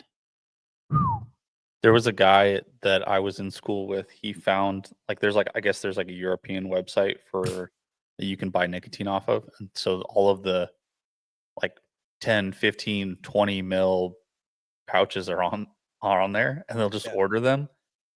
And they said it feels like their teeth are rotting. Like their gums are just like be getting eaten away because they take like those massive pouches. I got this book that also says that if you ingest more than, I think it's like 6 milligrams of nicotine, it can actually kill you. So that's crazy. Wow. I had buddies who were sleeping with it in. Yeah. Yeah. I woke up in the middle of the night last night. I have no idea what time, nor do I told myself I didn't care, and that was it. I just woke up, and I think I laid there for like 3 hours just Oh my breathing. God. Yeah. That's agonizing. Yeah, the first 2 nights I didn't get that withdrawal. I slept like a champ. Yeah, I've known people who sleep with a Zyn in, but I've been in a pinch where I've taken a 6 and almost thrown up. Like I had to take it out right away. Mm-hmm. Are we still talking? Have you ever been addicted to nicotine, Heidi? It's crazy. It's amazing, actually. Yeah. I've noticed that like a lot of the guys that I think it's like a convenience thing in the military because you don't have coffee. Like you don't always readily have some sort of like drink to use. So people will just use it. They'll just, I mean, like it's a can or it's like a tin and you can just carry it around wherever you go. It's so comforting. Really? Chew, don't you think? Have you ever chewed? I think chew's comforting. I did it one time in high school and it made me want to throw up. Oh, yeah. I think that's like the initial response if you've never had nicotine before, but I just never like pushed through that feeling, you know? Yeah, it is. It's almost like you have to get used to being nauseous, and then you're good. You seem like you're more energetic. Yeah, I remember. I will be more energetic. I'm a better person off of nicotine. Are you wired a little bit from the draw? Totally. I'm so fucking fidgety. I'm so like, so fucking pumped. I'm so proud of myself. I can't tell you how proud of myself I am. I'm so proud of myself. I've done this journey probably like 8 times in my life. Smoking was the worst because I smoked like for, I don't know, 8 or 9 years. Yeah. Then I vaped one time for 6 months. Don't ever vape. Jesus Vape was Christ, dude. really hard to quit. I try to Vape just was shit on my so brother hard to every quit. time I see him. Yeah. If I see him with a vape, I'm like, that's retarded. Every time I see him. Of all the things to do, of all the nicotine sources you could use, that's the one you decided upon. Don't ever vape. Pretty fucking silly. It's so gnarly. But I quit smoking for a year many times, and I quit these chew things before, but I only quit vaping once, and I told myself don't ever vape again. I vaped until I lost my vape. Then I just never bought another. It truly is it's the most massive dose of nicotine, and it's so fun. There's nothing more fun than vaping. I can't. But it's like as good as sex. I know people are gonna be like, "What?" I'm just telling you. Joe Ellis, I'm proud of you, Sevy. Thank you. I'm proud of me too. Joe says I only smoked on deployments. Allegedly, deployment 6 don't count. Oh, really? They don't cause cancer? Heidi said instead of nicotine, she got fake tits instead. Oh. Nice. Oh, nice. Yeah, save your money and get fake tits. Hey. How is this news? How the fuck didn't I know that you did the nicotine? Who is this? Who is it? Fucking Cinco de Mayo patrol. Oh, listen, motherfucker. How did you guys not know? Do you know what I would do every show? I go like this and I spit it into my hand, and then I put my new one on top of my coffee cup and I pick it up with my tongue, and then I open my coffee cup and I take my first sip. And I did it every show. And in my head, I thought, these dumb motherfuckers still don't know. Hey, sometimes it would be sitting out on my desk and we'd be in the wide shot and it would just be sitting there. And I would just pick it up with my hand and slide it back. And you guys wouldn't see it. I was like, wow, this is pretty incredible. I thought they cared about me. I thought they loved me.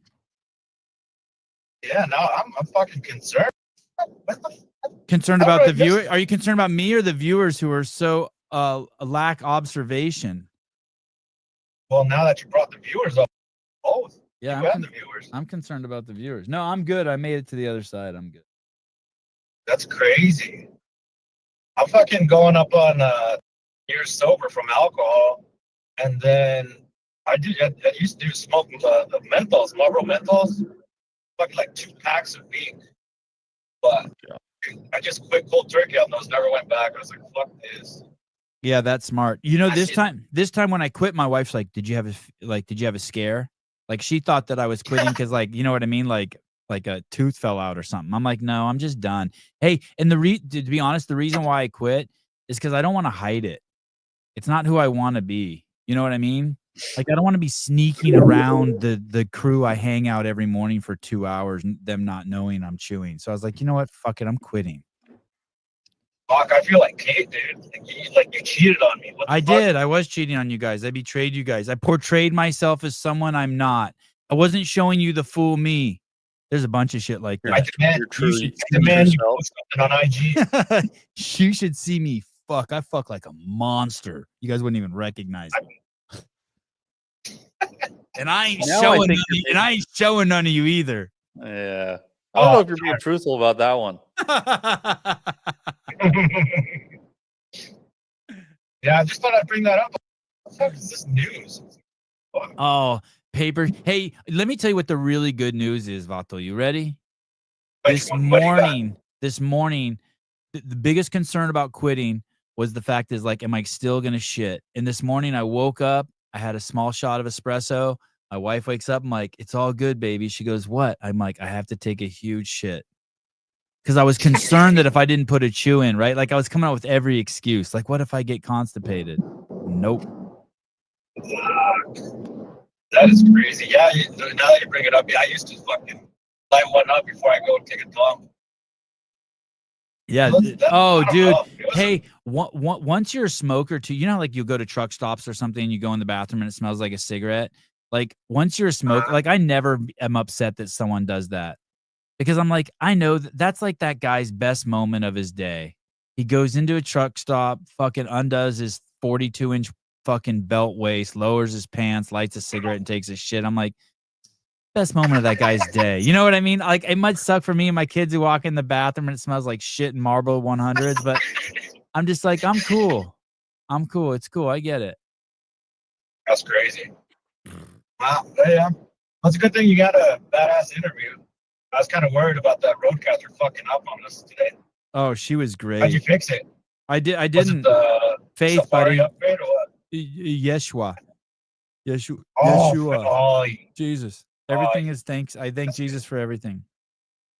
Oh, amazing. That is amazing. Have you ever cried after sex? Ever? No, I don't think so. I don't think so either. I'm trying to think. Should you or what? I don't know. Someone accused me of crying after sex. I would love to have one of those stories, though. Is it like hate sex? Just trying to think, like, vengeful sex? I don't know. Why would you cry? I've had sex Unless with you my busted girl. a I've had load sex with inside. my girlfriend when she is crying, or my wife. Like, I get horny if I see a girl crying. Come here, the doctor. The doctor has something for you. Guy. Yeah, let me help you with your tears. The vaccine. Yeah, let me inoculate you. Yes. Oh well. Sounds good, Sammy. All right. Good chatting with you. Have a good day. Watch out You for also have a good day. rattlesnakes. All right. Oh, hey, dude. Wait, one more thing. So the other day when you were on the show and you called in and we talked about, like, your kids and shit, and then towards the end of the call, I was like, so do you have any kids? And when the show was over, I went in the kitchen. My wife's like, hey, jackass. I'm like, what? And she's like, that guy, you talked to that guy about his kids for like 15 minutes and then asked him at the end if he had any kids. Christ. I'm like, oh my God, I'm losing my shit. I hate it when I do that. Anyway, I owe you an apology. Oh, you're good, man. Yeah, I swear I'm listening or trying. I'm doing my best. I bet. I'm doing my best. Okay. No worries. Okay. Good job on the nicotine, man. We'll get you later. All Have a right. good one. Later, brother. Oh. This call, we've replaced the black guy with the Mexican. I cried once, but it was okay. My uncle.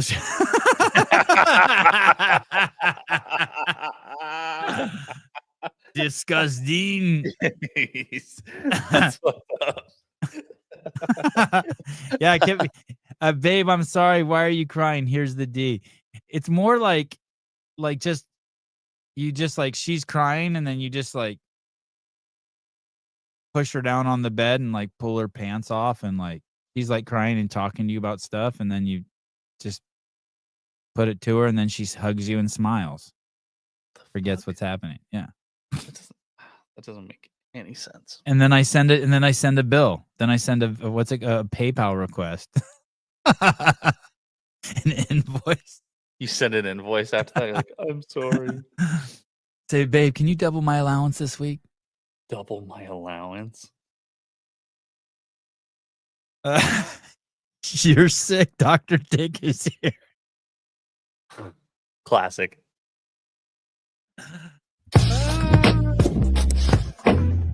Boom. Am I missing anything on our Kinda, not really. did the company sell while we're doing the show or anything? Not yet. No, but there's some debate about it. Did you see this picture of Mike Halpin? Yeah. Am I allowed to post that? I don't know. I think there's debate about that too.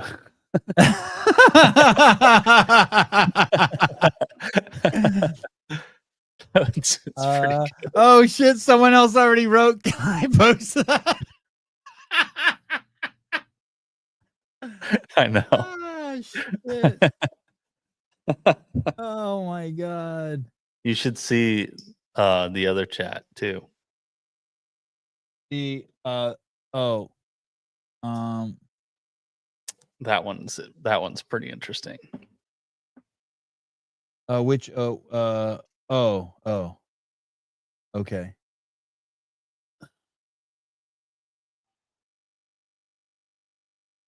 Oh shit.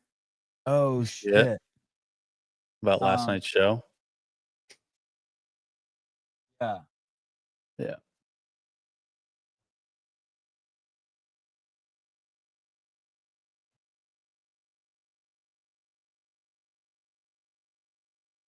Just so everybody can be in on it, Taylor posted it on his story. This is the picture we're talking about. It's a picture of Mike Halpin pasted on a t-shirt. It says, I'm not a gorilla, but I can beat off 100 men. There you go.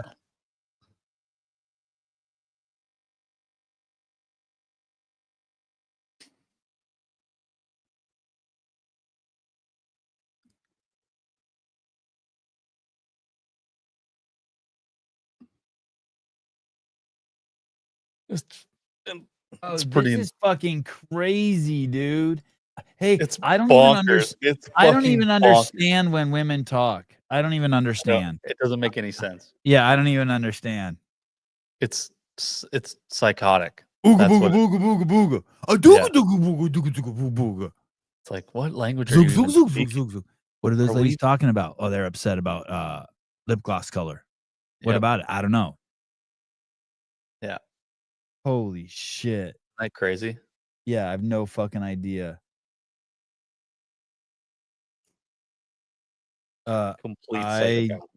I don't even speak that language. Yeah. Was that English? It's fucking just crazy. Yeah, I don't speak emotional language like that. I mean, I speak it, but I don't. Yeah, I can't make myself feel that way. Listen, You know, like I can dear understand athletes, what you're saying, but dear athletes, this is as simple as I can put it. You did workouts to try to qualify for something. Those workouts have standards. You made videos so that the world could judge your standards. correct. Yesterday you posted them and now we're in the judging phase. For some of you that might be hard, but that's the phase we're in. We're in the judging phase. How is the judging phase harder than the workout phase? The workout was physically horrible, right? Right. But the aftermath is emotionally taxing. God, fucking crazy. What should I do with myself today? Work out. I feel like I should start organizing, bringing what's her name out to California right away, Carolyn Wester. Yeah, that'd be awesome. I can't imagine it'd be very difficult to get her to come out. You need like 20 people to sign up. Yeah.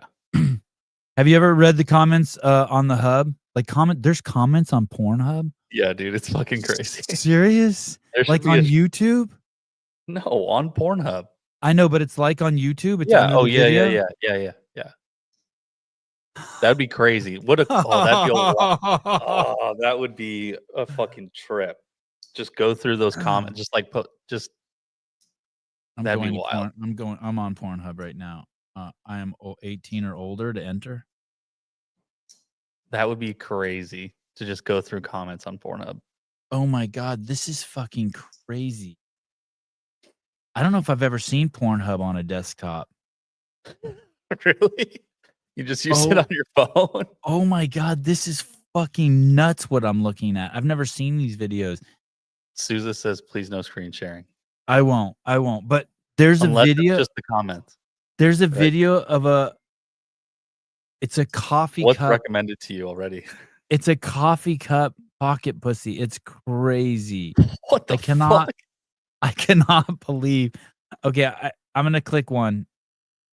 I'm not gonna watch it. I'm gonna close my eyes. Where are the comments? Just scroll down. Just more videos. Oh shit. I've never made it. You never made it past the bio, huh? Yeah. Your moans are addictive. I die for this ending.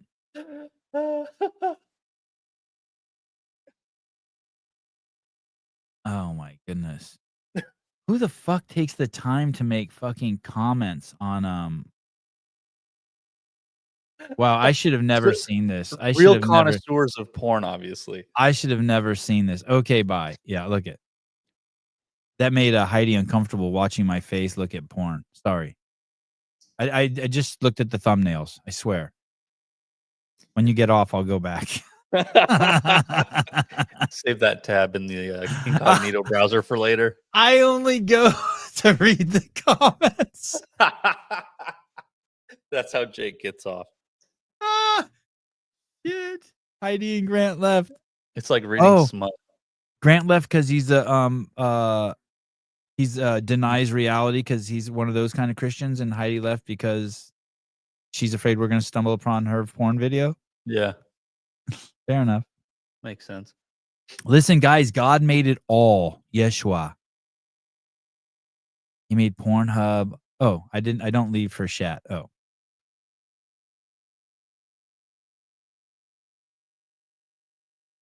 You should hear John Young and Avery's conversation yesterday about the use of like women using pornography or like being like perpetuating it.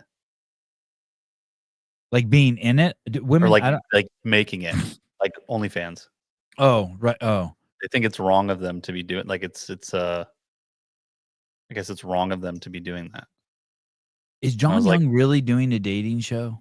Yeah. I guess if John's doing a dating show, I should do an Olympic lifting show. Yeah, you should. That's right. You should do a how to dunk. I should do a how to and dunk. I'll do a show. poker. I'll do like a poker show. You should do a how to dunk show. There you go. Yeah. Oh, it's the opposite. I'm the Christian and Grant has the video. Oh. It's on YouTube, Heidi. It's called I don't podcast. Why do you hate the human body being used in its rawest form for union with the opposite sex as God created us and have to put some sort of negative spin on it? It's almost like you're offensive to offending God. What if you get up to the pearly gates and just that first entrance area, everyone's just naked and having sex? Oral, specifically oral. Specifically, yeah. Yeah, I asked him about. All right, I was like, "What if you're telling other women to just be ugly?" I was like, "That sounds pretty gay, John." He said it in the chat. Yeah. Doesn't make much sense. Why would you want women to be Brother ugly? Sevon, you don't understand sin yet. All right. Oh, I'm open to that. haven't gotten to that part of the Bible yet. The Sea Beaver Poker Show. Nice. I don't think I don't know. I'm no woman, but I don't think women are made to I think getting a woman into porn is like taking your Porsche off-roading. It's just not made for it. Yeah. I just don't think, like, don't get me wrong. By no way am I like condoning it as a healthy lifestyle. Like, I think, like, no one, I don't think it ends up being like, you have a happy, but there's a disproportion of unhappy women in the porn industry, Probably. spiritually, emotionally, physically, intellectually. I would say majority of them probably have daddy issues too. Yeah. By no way am I condoning, but I'm also not judging it. Be free, my child. Take your path. Do your path.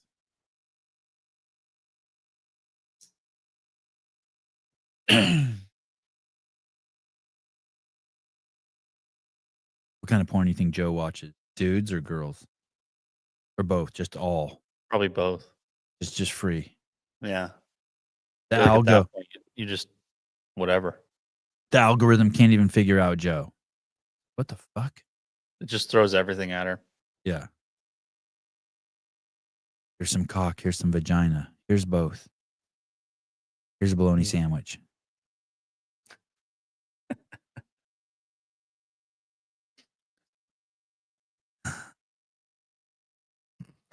All right. Did I say bologna sandwich? Yeah. Bye, everyone. Taylor, or what's your name? Taylor. Caleb.